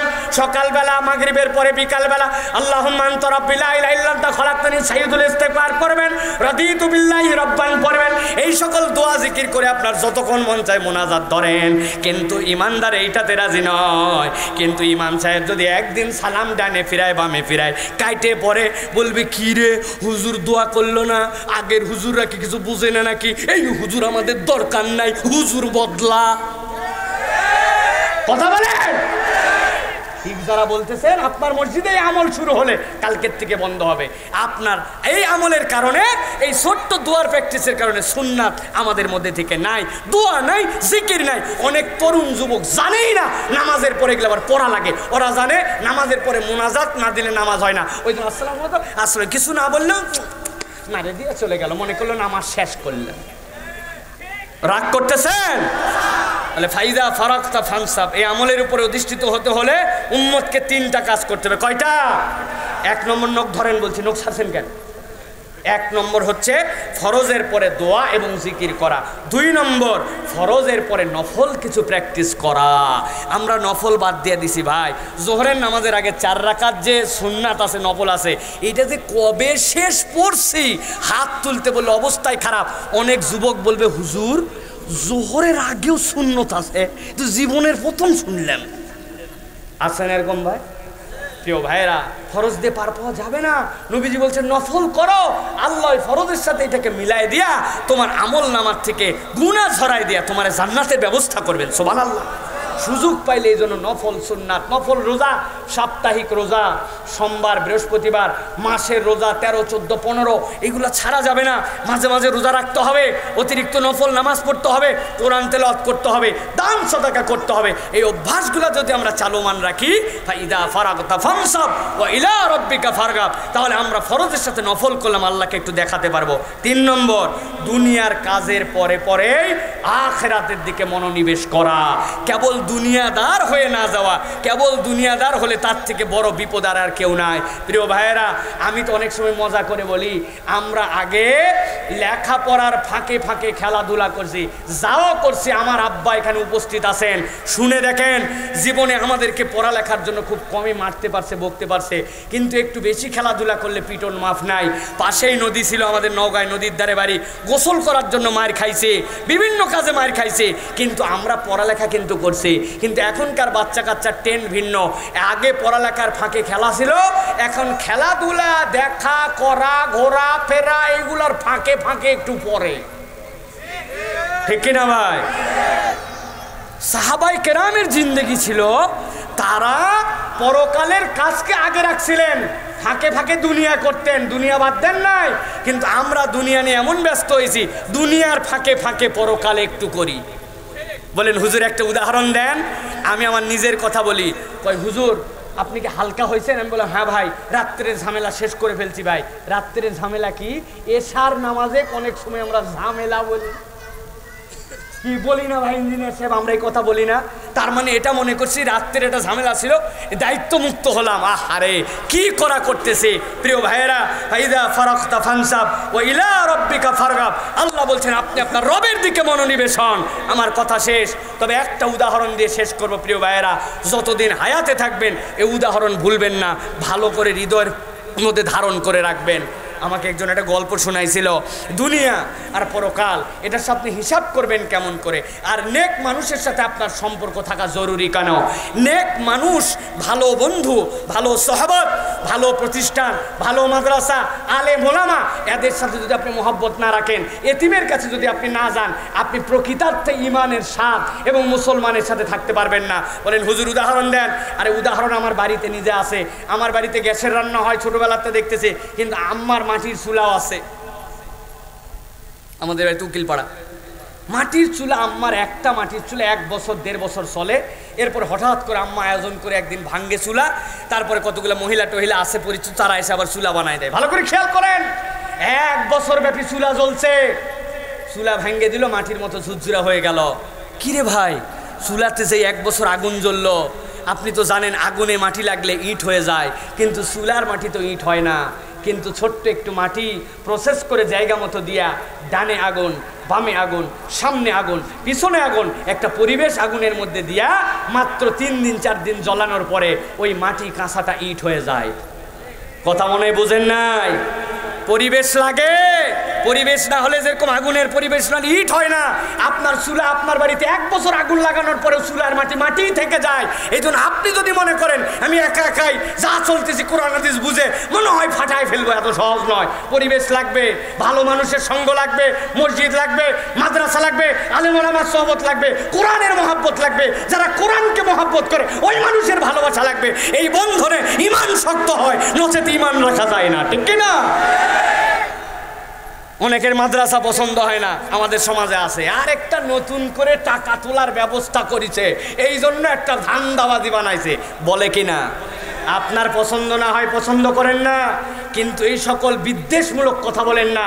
এইটা বললে আপনি ইসলামের শায়ের উপরে আঘাত করবেন। নবীর সময় মাদ্রাসা ছিল, যেই মাদ্রাসার ছাত্ররা কোনোদিন কারো কাছে চায় নাই, কিছু আসলে খাইতো। আসহাবুস সুফফার মধ্যে 80 জনের উপরে ছাত্র যাইতো। আল্লাহর নবী সেই মাদ্রাসার প্রিন্সিপাল ছিলেন। সুবহানাল্লাহ বলেন। আপনি মাদ্রাসার পছন্দ করেন না কেন? খবর নেবেন এখন থেকে কয়টা এতিম আছে, একটা এতিমের দায়িত্ব আমার। পারবেন না বলতে? কয় টাকা লাগে এতিমের দায়িত্ব? মানে কি ওই কি সব দায়িত্ব নাকি? 1500, 1600, 1800 টাকা লাগে একটা বাচ্চাকে খাওয়াতে। 2 ঈদে 2টা কাপড় দিবেন, পড়ালেখার জন্য দিবেন।